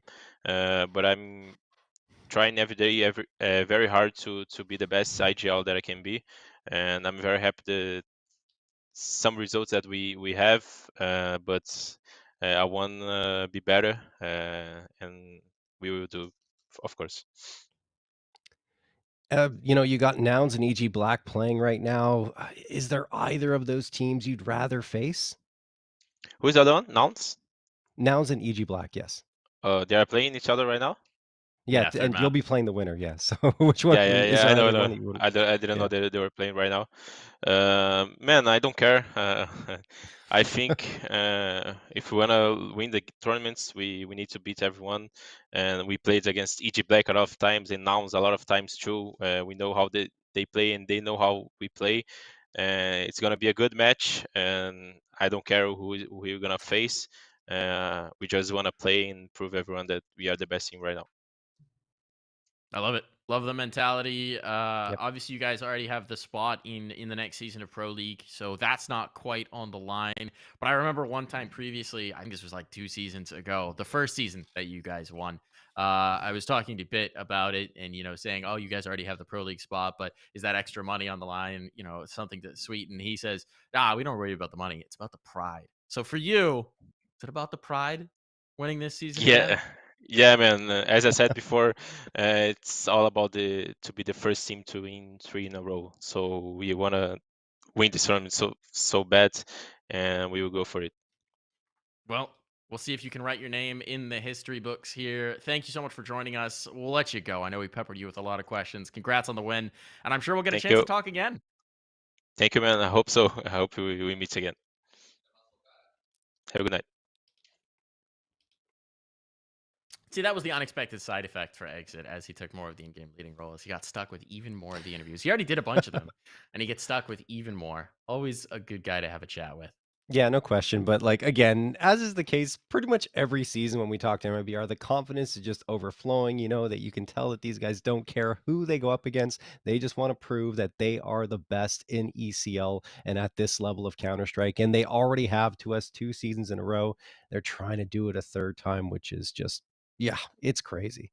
It really is, and it's always cool. I mean, we talked about it a little bit in the interview, but the parallels between Pain and MIBR are kind of fascinating, Yes. right? When you look at it, when you look at how it's growing, 2 players pushed into the in-game leading role who had never really done it before, who had been veteran members of the squad, who are finding a lot of success with it. You've got both teams have 2 young guns who are that next crop of Brazilian talent coming through. It is really kind of fascinating to see, and Yes. they're both on a similar trajectory in terms of elevating their play from just competing at the NA level to really taking it to the international tier, to really trying to ascend to that next level of competition. And it's cool. It's a cool Yeah. storyline here to write another entry in. We'll see if they get a rematch in. It's also a possibility that winds up being our grand final. Pain in the lower bracket now. But I think that's going to wrap up our broadcast for the evening, John. I think that's going to wrap us up. Thank you so much for tuning in, everybody. We got playoffs going on all week long. You're not going to want to miss it. We'll see you tomorrow night for the next one. Goodbye, everybody.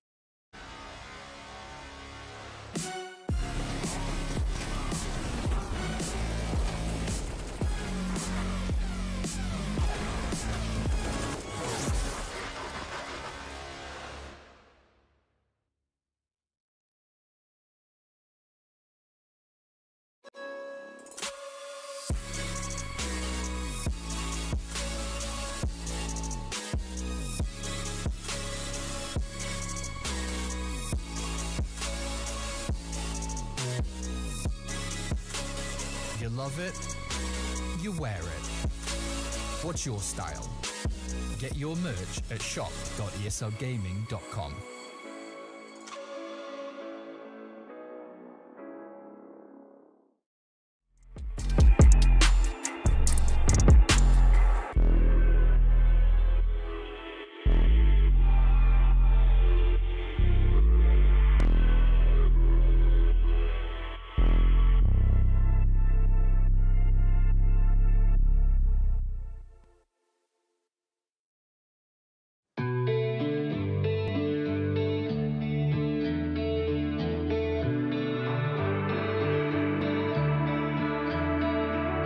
Break up, don't speak for a couple of weeks. I'll be in his place till he calls and says he's sorry. This situation's on repeat, just like a scratch on a CD. It just gets deeper when you hit rewind.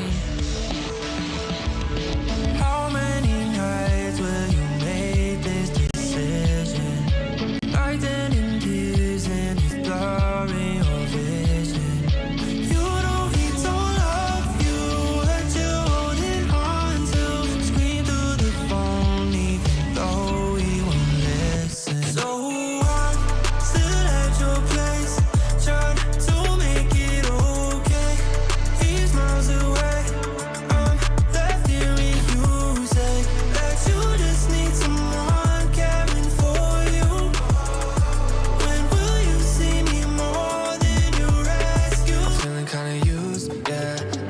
drug that you take when you're sick of crying all your tears away. Is that all I am? All I want is for you to be happy. You know this ain't healthy. Do I make you happy? How many nights will you make this decision? Nights ending tears in this blurry your vision. You know he don't love you. What you holding on to? Scream through the phone even though he won't listen. So I'm still at your place, trying to make it okay. He's miles away, I'm left here with you. Say that you just need someone caring for you. When will you see me more than you rescue? I'm doing everything he doesn't do, but I'm still not enough. Even your parents know I'm good for you, but I'm still not enough. You wanna be done with him, you're stuck with him, 'cause you don't